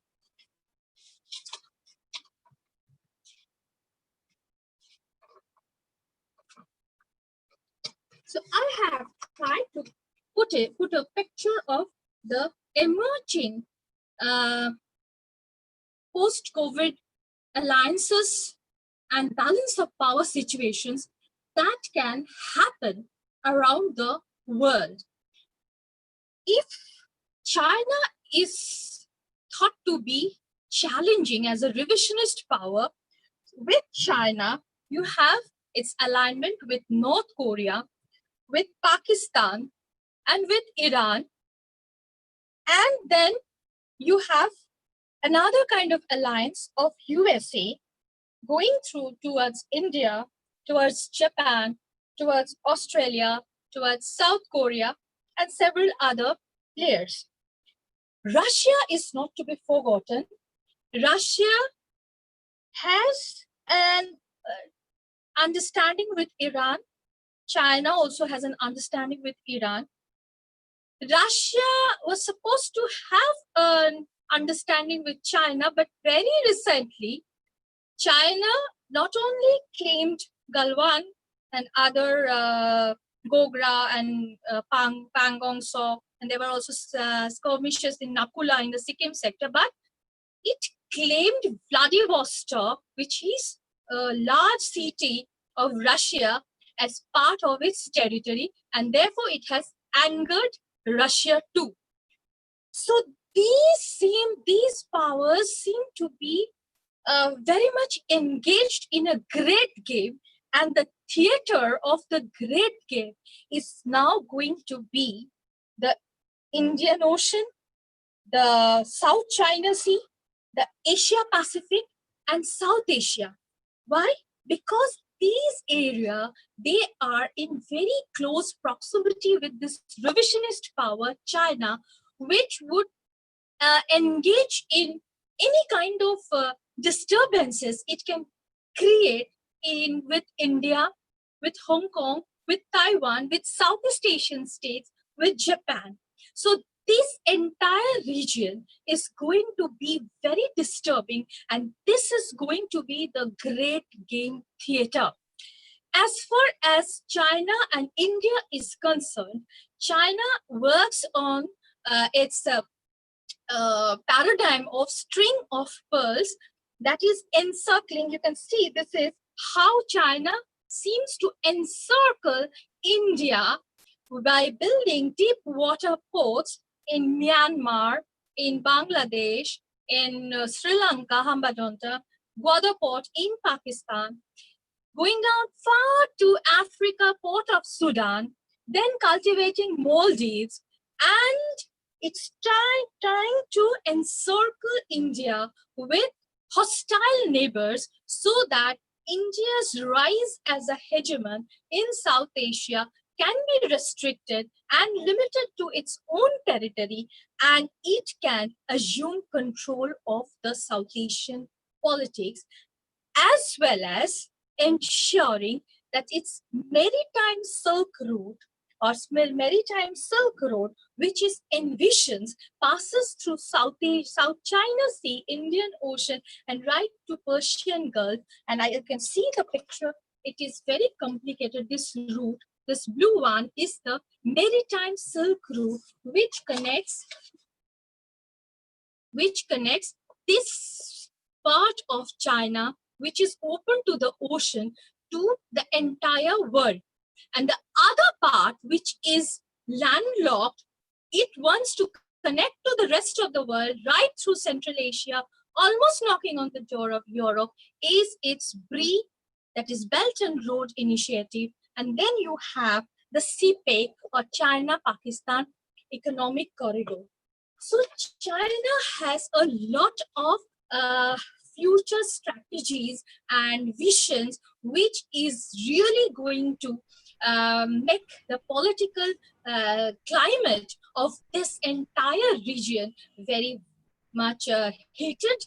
And at any point of time, there can be some kind of movement in this part of the world. And movement, by movement I say movement of fleets, and it has already started, because the Ladakh problem, you can see over here the Ladakh problem, where it was like just reminded us of 1962 Cuban Missile Crisis, when America and Russia were looking into eyeball to eyeball. It was said to be a game of nerves. Who blinks first will become a chicken in the game of game of chicken.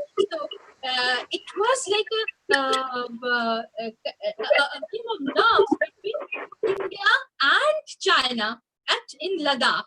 And India was successful in its international, in its foreign policy initiatives, by getting the support of the rest of the world.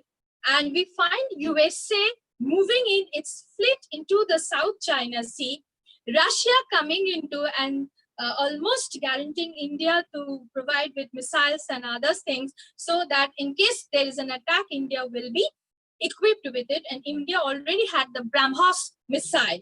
So a lot of we can just now see that China didn't envision that there is, quote unquote, which is being said, a new coalition of the willing that will emerge if it is going to attack Ladakh, that Galwan Valley in Ladakh, that this coalition would come up, it would not calculate. Once it saw that the fleets were moving, Japan was also ready, India was also looking eyeball to eyeball into the with the People's Liberation Army at Galwan. And Russia was also on India's side, and rest of the world were also on India's side. Most of the countries were on Indian side. So now when you can see that this disengagement process has started. It would not have been possible had not been this kind of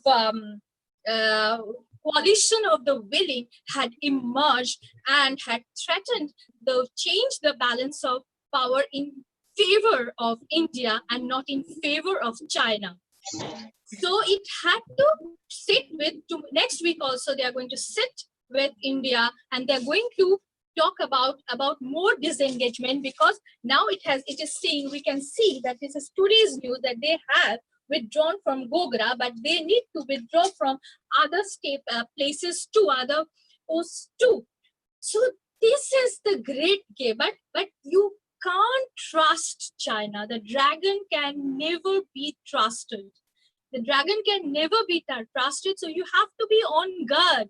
And India's foreign policy and the rest of the world, they have to keep a watch on China, because it is Pakistan, Nepal, Sri Lanka, Bhutan, they will just play into the hands of China. So your policy has to be, as far as India is concerned, because it will be more disturbed because of Chinese proximity to its own territory. So India has to more target its foreign policy towards China, rather than jumping it into in an anti-Pakistan forward, because being anti-Pakistan, anti-Nepal, anti-Bhutan, it's not going to give you any kind of fruits in international relations. You have to identify which is your enemy number one, the most potent enemy with most potential. So it is China. So you have to work out, as you are doing it now, as we are doing it in India now. We are thinking in terms of China, and then we are also trying to cultivate our neighborhood, that is going to give a good kind of result as far as Indian foreign policy is concerned. But given that also, this area, the entire Indian Ocean, the South China Sea, the Asia Pacific is going, and South Asia, of course, is going to be the theater of the great game in the coming years, because China is again going to threaten and try to revise the existing condition that is prevalent in the world, that is the presence of US after the Second World, after the disintegration of the USSR. You have the US as the sole superpower, but along with the sole superpower US, you have a multipolar world in the form of BRICS, in the form of European Union, Japan, and others. And in the BRICS, of course, you have this Chinese partner as the most important and most less trustworthy, but again, economically, the most important state in this grouping. And with China, you have also other revisionist powers like North Korea and Iran. So this multipolar tendency, it's going to be there, but the US, even if it's a declining hegemon, it is also going to be there.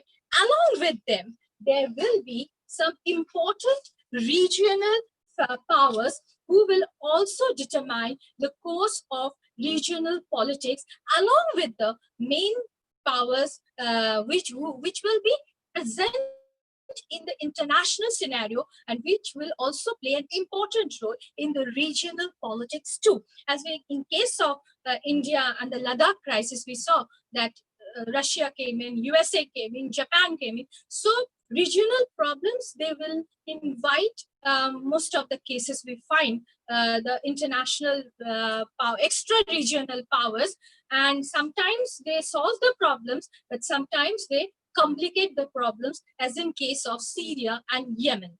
They have complicated the cases. So when we look at the Middle East, you have the presence of Saudi Arabia, Turkey, Iran, and within brackets USA, who will be in the rider's seat whatever in the case of regional politics in that part of the world. In Central Asia, you have US and a NATO presence over there. And also you have Turkey, you have the CIS and Russia, who are going to be an important players, or who are going to be the important players in Central Asian region. In South Asia, you have India, Pakistan, China, and now within bracket, the coalition of the willing, whenever the emergent situation calls for such kind of coalition. In East Asia, you have Taiwan, you have Japan. In Asia Pacific, also covering East Asia, you have Japan, you have US, within brackets India, because India is not included in the APEC. For it is the reason is shown is India does not share. It's not a rim state of Pacific Ocean, but nevertheless, it is having cooperation with USA, naval cooperation with USA, Malabar, with China, with Japan, with Australia, and more of such cooperation with the Asia Pacific nation with India will go on, because these countries, they want to limit the activities of China in the South China Sea. So these powers, they are really going to play an important role in the Asia Pacific. In Africa, USA, China, and you have the African countries, but it is mainly USA and Africa who have got into a scramble. It is said to be of neo-colonies, because Africa, it has rich resources, and some are very rich in oil. So there is a scramble for capturing who will influence the African countries and African politics. So again, a scramble for new colonies, establishing new colonies will start in Africa. And I didn't know, but when I went to Malaysia and in the first Asia-Africa summit, as a speaker in the plenary, there was a person who was from Africa and he was from Nigeria. He said that most of the people in the world, they do not know that AU or African Unity, Organization of African Union, the building which is the headquarters of this organization, it is a leased building and it belongs to China. So he posed a question, couldn't that building be, the rent for that building be paid by some of the African countries like Nigeria, which was doing well and well in terms of economy. So you can see how far China has penetrated into the African politics too, and here India is in a back foot, because though we have connections with the African countries dating back to the UNCTAD days when we fought for new international economic order, or we fought for on the same platform, the non-alignment movement, we could not enjoy the fruits of this kind of connection with Africa. And sorry to say, it was only in 2008 that India had a structured African policy. But the problem with Indian foreign policy is that it is not a proactive foreign policy, it is a reactive. Every time certain things happen and we react. So here also in Africa, we must put in our entire effort and build in a very good relation which we had with the African countries in order to balance off the other countries which are running for, you are not going for colonies or you are not going for capturing the resources, but for a supply of goods, you can have, or you can have, we can win tenders over there, and your companies can really do well and bring back profits to India. So these things, this must be in the foreign policy thinking of India as far as Africa is concerned. So otherwise, India would also have been a very good player in Africa. But for the time being, it is mainly USA and China who are calling shots in the African policy. And China is going with heavy investments in ports, in infrastructural development. So, and even maybe it's almost matching up to USA. So Africa is another continent which is going to bear the brunt of the great game in the future days to come. And in the post-COVID era, of course, this struggle which we had discussed, this is really going to persist on and on, especially in that area which I had shown you in this model. In this global theater, this is going to persist, and China and USA, India, Japan, Southeast Asian nations, they are all going to be part of this great game. But another thing which COVID has given us is how far we can engage in such international politics, because this also needs a lot of money. So economically, when we think, if we go by World Bank predictions, that each of the countries, their economy has contracted.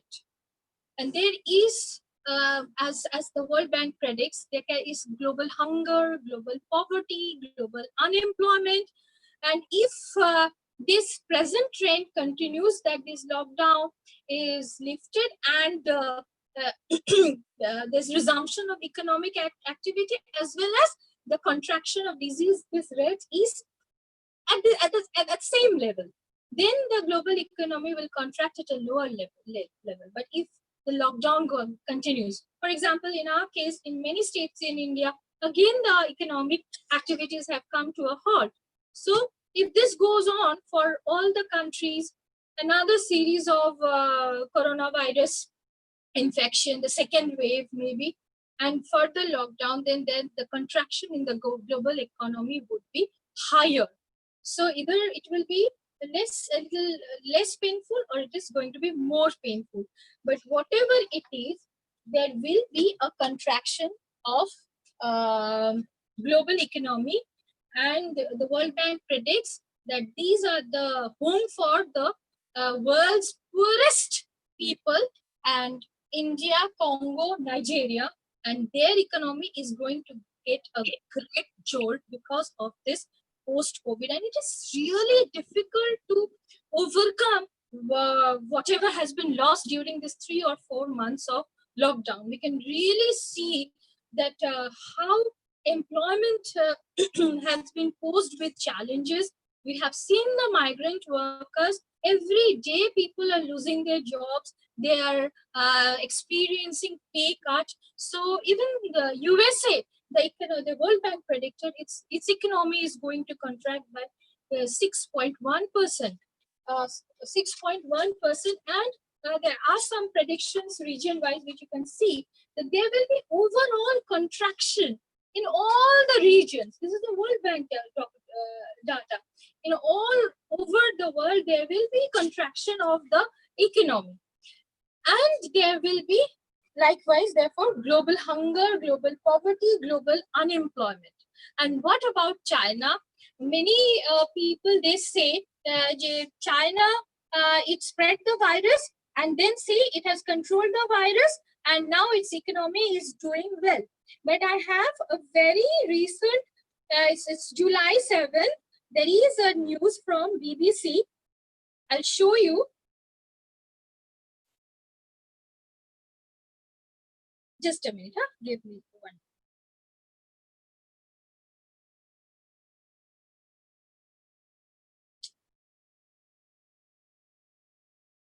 I'll just show you one thing. Yeah. This is a BBC news which says, I think you can't see it because it's flashing. Coronavirus, China's workers and graduates, they fear for their future. And you see this person, he works for a small, in our country we say SMEs, small scale industries. But in China, there are many such small sectors which are export oriented. And most of the export destination is America. And now they are facing a crisis. You just see this company is called Lotus something, and it is now having a deserted loop. It had 100 workers. Now it has handful, that means 10 workers. And most of them have been laid off, and only that person and some others, they're receiving 50% of their salary, and their boss or the owner of the factory, she says that she won't be able to continue the factory for long because they are not receiving any orders for export from America.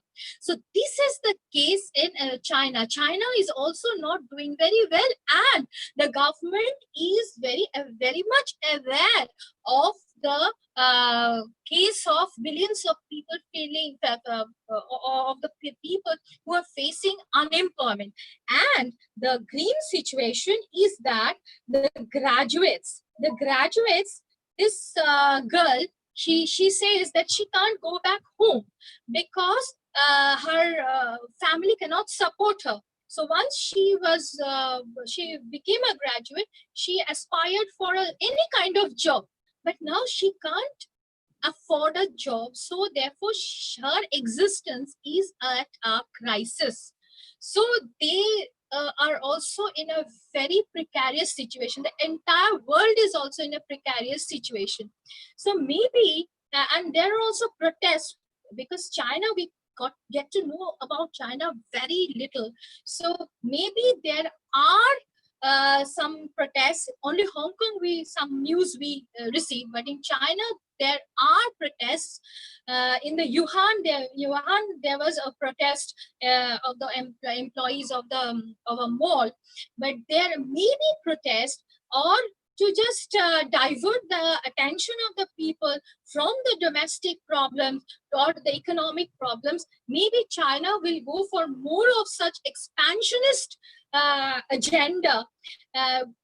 You may never know, but nevertheless, China's economy is at also peril as well as the rest of the world. But what is threatening is how China is disturbing the global politics, and it is creating more problem, COVID plus problem for the entire global community. So this coalition of the willing, they have to be sticking together to balance of China, as well as in who it's not good decision, I would just say, to withdraw, rather than, because who this time India is the chair of the executive board, they could have gone together and did something revolutionary out of the box. And once you withdraw, it's not a solution. You are again giving space to China in who.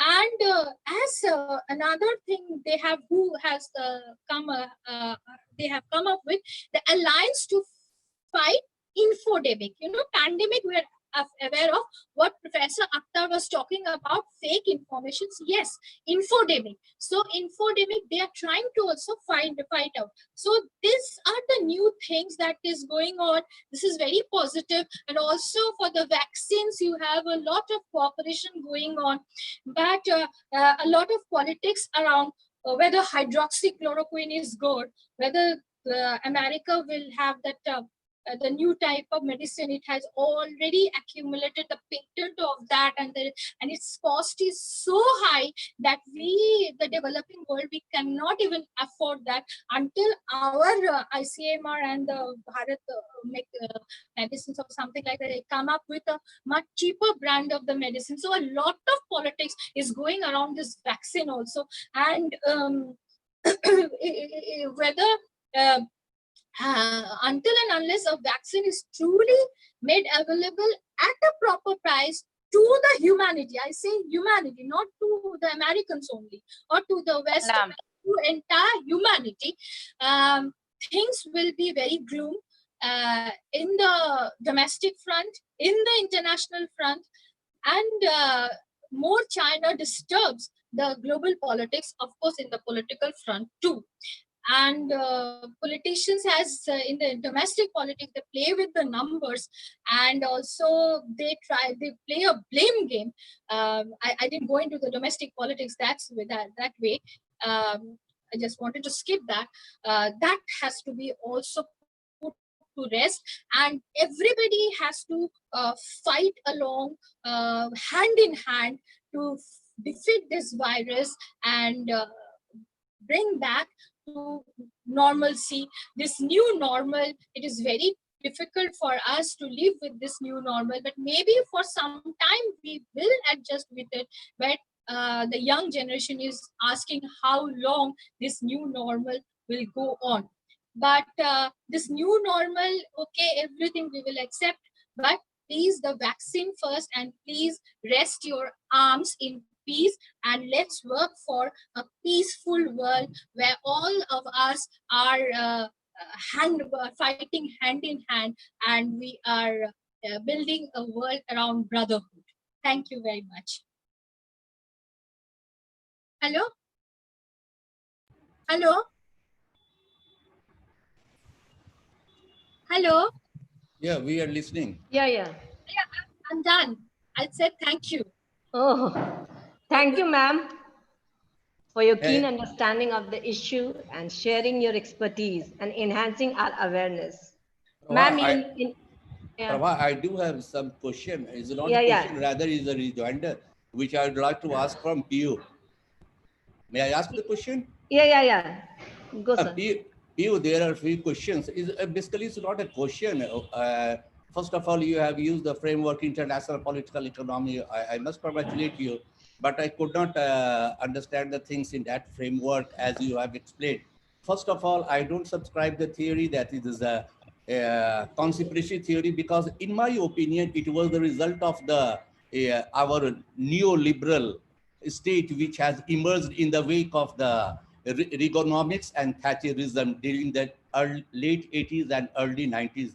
I think you must agree because you have adopted the same framework, the political economy approach. I Yes. think, yeah. The second, the China is expanding its wing in the same way as the East India Company. You can say the British were expanding the ways during the 18 and 19 during the Industrial Revolution somewhere. Am I right? Yeah. Do you agree? And same, Yes. yeah, is again, if you analyze the things in the political economy way, it is the accumulation of the capital at the China because of it has become the international hub for the manufacturing units for all the, whether it's a Latin American company, whether it's a US company, or whether it's a European company, it hardly matters. It has become the international hub. That's why, since it is the accumulation of capital, that's why it is expanding the wings, whether it is in South China, whether it is the Malaysia, yeah, anywhere. It's a compulsion. It is the compulsion of the capital. I think, yeah, it is. It is socialist, but actually it has become capitalist. That much I am not competent to say, but I will say, because we are explaining the things, because I am just adding certain points. It is not a question. I'm just adding certain points again. Yeah, and then my last point is, because since you are expected to deal with the world politics and you have escaped from the world politics, and you have explained the things in the binary of US and China. So that is my objection. Otherwise, it was a nice delivery. And it's a multipolar world, but mainly the friction is between this status quo and revisionist power. And I also brought in India, and I showed you the entire regional players who are going to play an important role. Sir, I showed you in the chart in South Asia, in Middle East, everything I've shown that these are going to be in Asia Pacific. They are going to be the important players, but primarily the friction is going to be between the status quo power and the revisionist power. Otherwise, I've shown you that the entire world, it is a multipolar world. Maybe it's a declining hegemon, but it is a multipolar world. And I've shown you that in different regions, there are going to be the key players in those regions. And also extra regional powers will come in, as in the case of South Asia and the Ladakh problem. I said the coalition of the new wheeling, they have come in and into this Ladakh and Galwan crisis. Otherwise, I've just explained to you the different regions and the key players that those which are going to play an important role in regional politics. Exactly. One point more I would like to add: whether China is not behaving in the same way as Japan and Germany was behaving.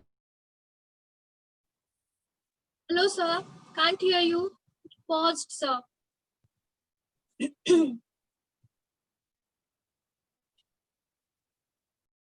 It's paused.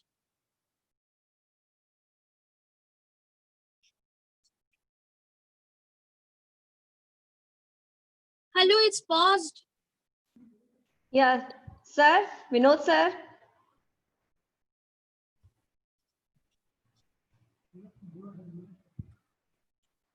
I think he has lost the connection.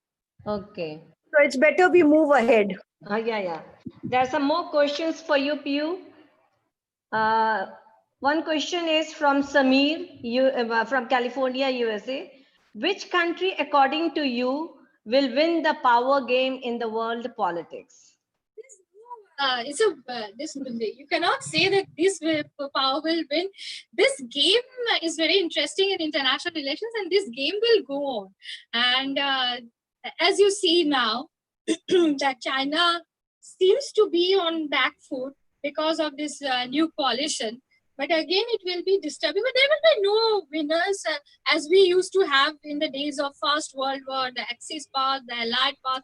There won't be any clear-cut winners. These games will go on, and this will go on. Otherwise, if this game doesn't go on, then the whole thing about international politics will lose its flavor. Oh. A question from Mr. Anand Madhav. Even Nepal is raising its eyebrows. Will you not say this is a failure of Indian foreign policy? Yesterday I had a full session on Indo-Nepal relation. So it is, you cannot just do, if you look at the way India has helped in economic development of Nepal, you might seem that it is, why is that Nepal is not on the side of India and it's going with China. There is a kind of, you have to, for Nepal, there is a kind of political instability. Its experience of democracy is fraught with instability. It has been unstable. You just go through the timeline of Nepali politics and you'll find that how many prime ministers have come and gone within 3 months, within 1 year. So this, whenever such political instability, it persists. Nepal has tried to find a scapegoat in someone, and KP Sharma Oli has found this scapegoat in India because he wants to hold on to its kursi, his chair. And the party is heading for a split, because yesterday there was a news that he wanted to impose a state of health emergency arising out of this coronavirus crisis. He's not wanted amongst his party, but he wants to hold on to the position, and you will be surprised to see the Chinese diplomat, Miss Hao maybe, she is running from this corner to that corner, negotiating deal among the Nepali parties. And this is quite against diplomatic norms. So you can see a Chinese hand in the continuance of this instability and reaping out profits from this instability, because it wants that string of pearls is in the Chinese thinking, and it wants to make difficult for India with hostile the life of India with hostile neighbors. So now it is for sure that the party is going for a split.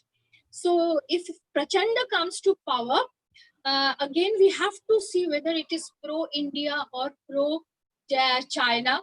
But it is always challenging for India to keep Nepal on its side.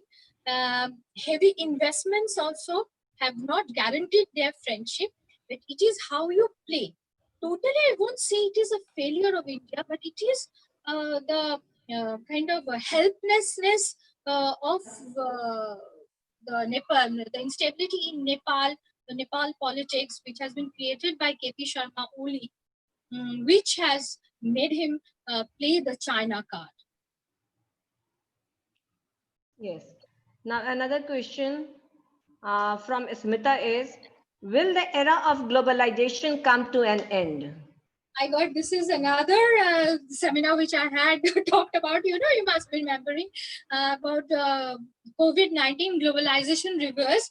For the time being, it might seem, but once this neoliberal agenda is on, and once production phase starts, we don't think that globalization is going to be reversed. But what COVID-19 taught us is that state must come with more social security, especially in states like India.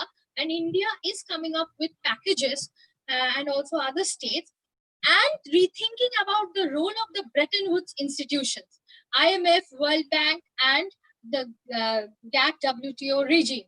And it is for the first time I was watching cautiously how IMF and World Bank were responding to this crisis, because you know that these two institutions are notorious for their SAPs, structural adjustment programs, and the terms and conditions they impose on the countries who take loans from them. So this is the first time they have given out loans to the African countries, to the needy countries, and they have not attached a string or condition to it.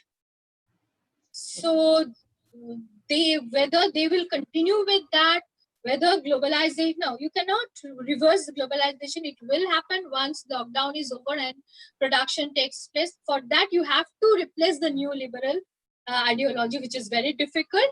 But globalization now will always have in mind that state protection and revamping the health sector.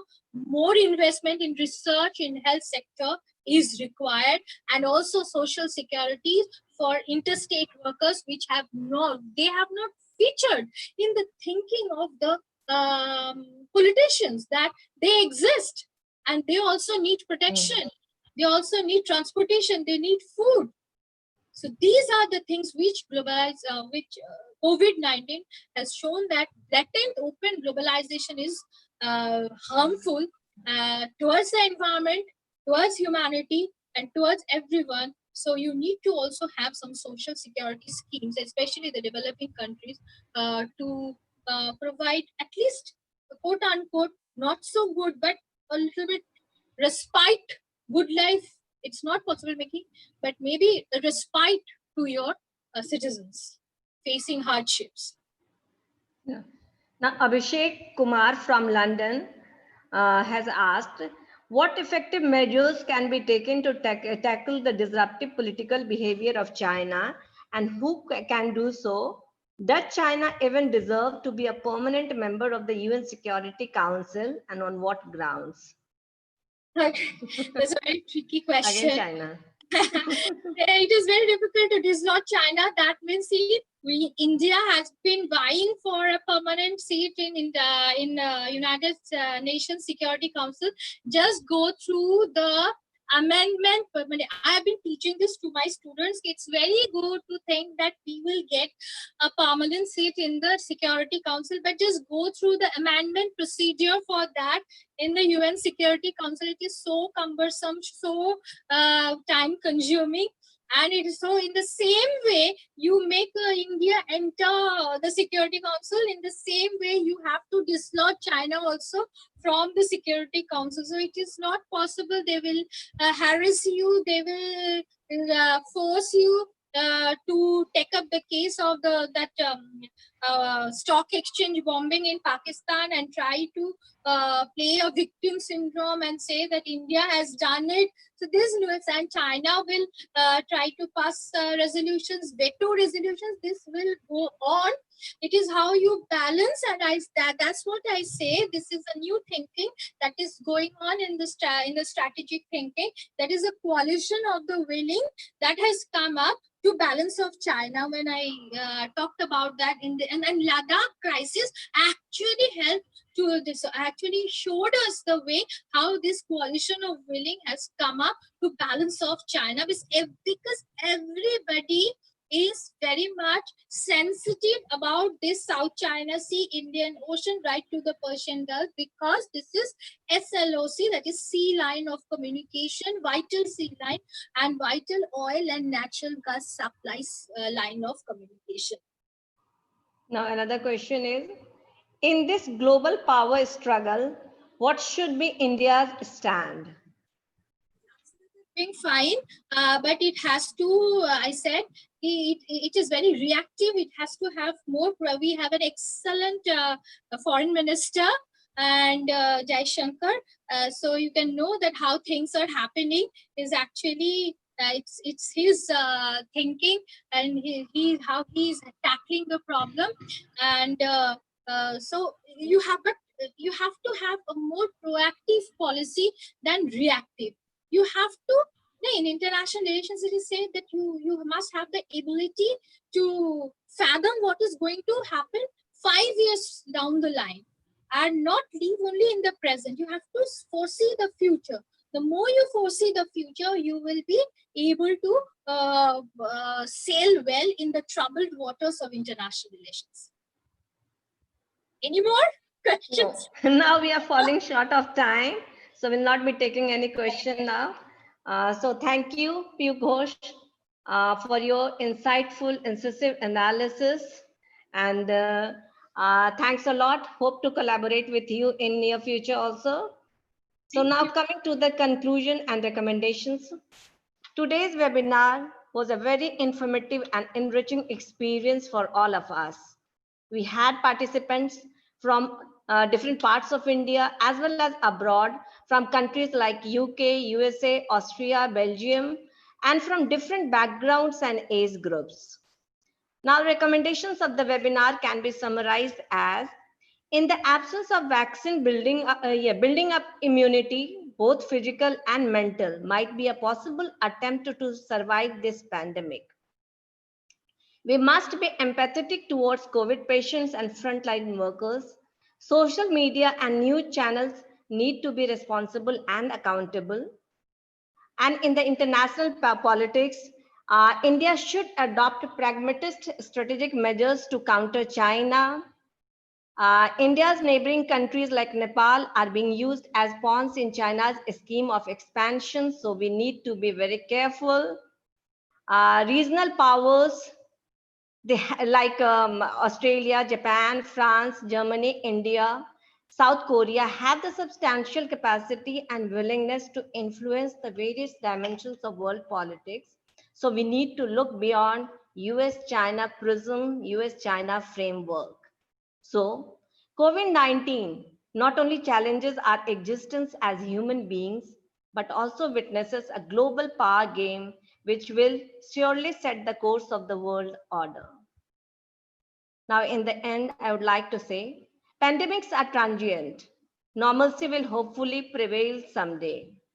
But what will really immortalize this microscopic virus in human history is its ability to bring together the entire world as a unified family with a common suffering and a common goal of eradication, irrespective of geopolitical differences.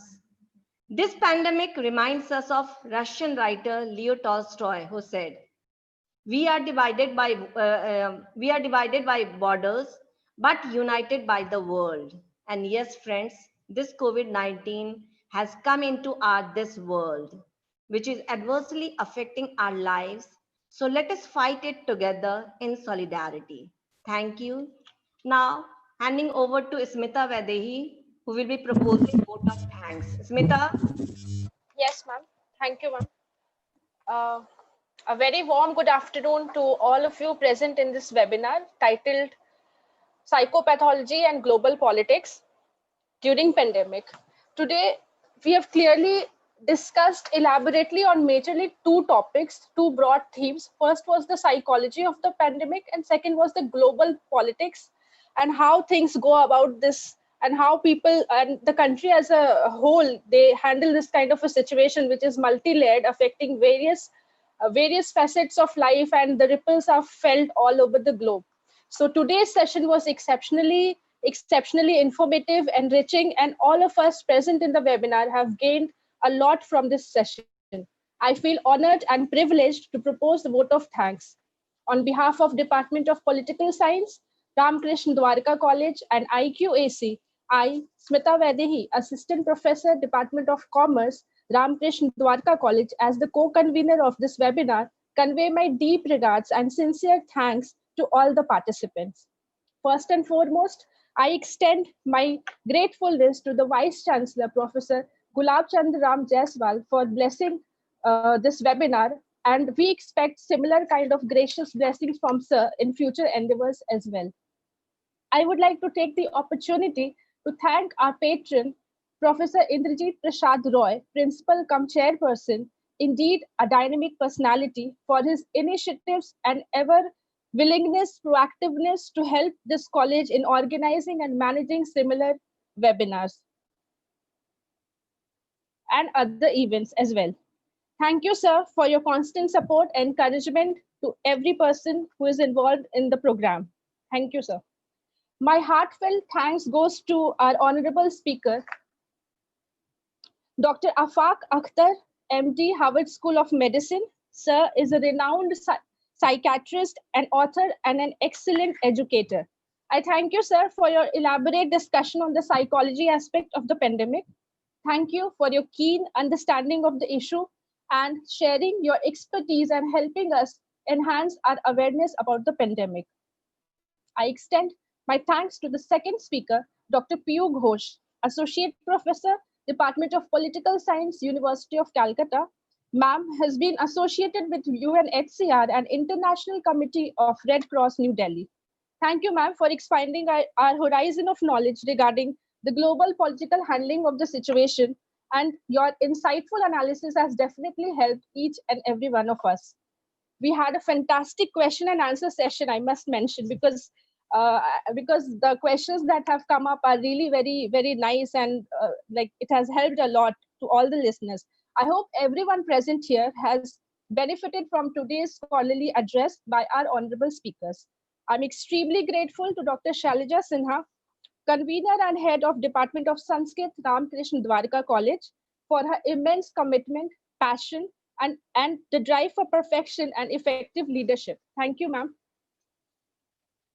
My special thanks goes to the organizing secretary, Dr. Prabha Kumar, Assistant Professor, Department of Political Science, and Joint Secretary, Dr. Sarita Kumari, Assistant Professor, Department of Sociology, for their immense and unrelenting effort in organizing and effectively managing the webinar. I also record my deep appreciation for Dr. Prabha Kumar for creating an awareness about the main issue and working on every minute details of the webinar, during the webinar and before the webinar, and it all goes to you, ma'am. Your introduction of the topic has created a very conducive environment for any further discussion that we had. So special thanks to you. Whatever event is organized, it's always a team effort. So I would be very ungrateful and doing injustice if I do not mention the special support and untiring efforts of the faculty members who worked hard to make this webinar successful. I'm deeply indebted to the members of the organizing committee, advisory committee, and technical committee for their wise ideas, ever willing support, cooperation, and untiring assistance. My special thanks goes to Dr. Baliram Singh, Dr. Renu Mawar, Dr. Ikram Ali Rashid, Dr. Arvind Kumar, Dr. Pradhan Durga Shankar Prasad, Dr. Umesh Prasad Singh, Dr. Shekhar Kumar Jaiswal, Dr. Abha Rani, Dr. Akhileshwar Prasad Singh, along with the organizing committee members, Dr. Mukesh Kumar, Mr. Subodh Chaudhary, Mrs. Bhavna Singh, Mrs. Nidhi Sinha. A big thanks to all of you. I must not forget to acknowledge the immense support and help that has been provided to our team by the technical committee members comprising of Dr. Sumit Prasad and Mr. Avinash Kumar. I'm sincerely thankful to all the distinguished participants who are participating in this webinar from India and abroad, and the dear students whose presence have made this webinar even more enriching and enhance the quality of the webinar. Thanks a lot to all the students. My sincere thanks goes to both teaching and non-teaching staff of the college who have been silently working behind the scene to make the webinar successful. With concluding note, I would like to say, no matter how dark the cloud gets, no matter how dark the sky gets, there's always a silver lining. So no matter how hit the economy and polity is, there's always a scope for resurgence, for the world to reboot itself and maybe better than before. With global collaborations, international institutions, willingness of the international institutions, and able leadership of the global leaders, I'm very sure that the world will reboot and the sound global order would be reestablished. I once again, on behalf of Ramakrishna Dwarka College, Patliputra University, extend my sincere thanks to all the participants. Dhanyavad and namaste.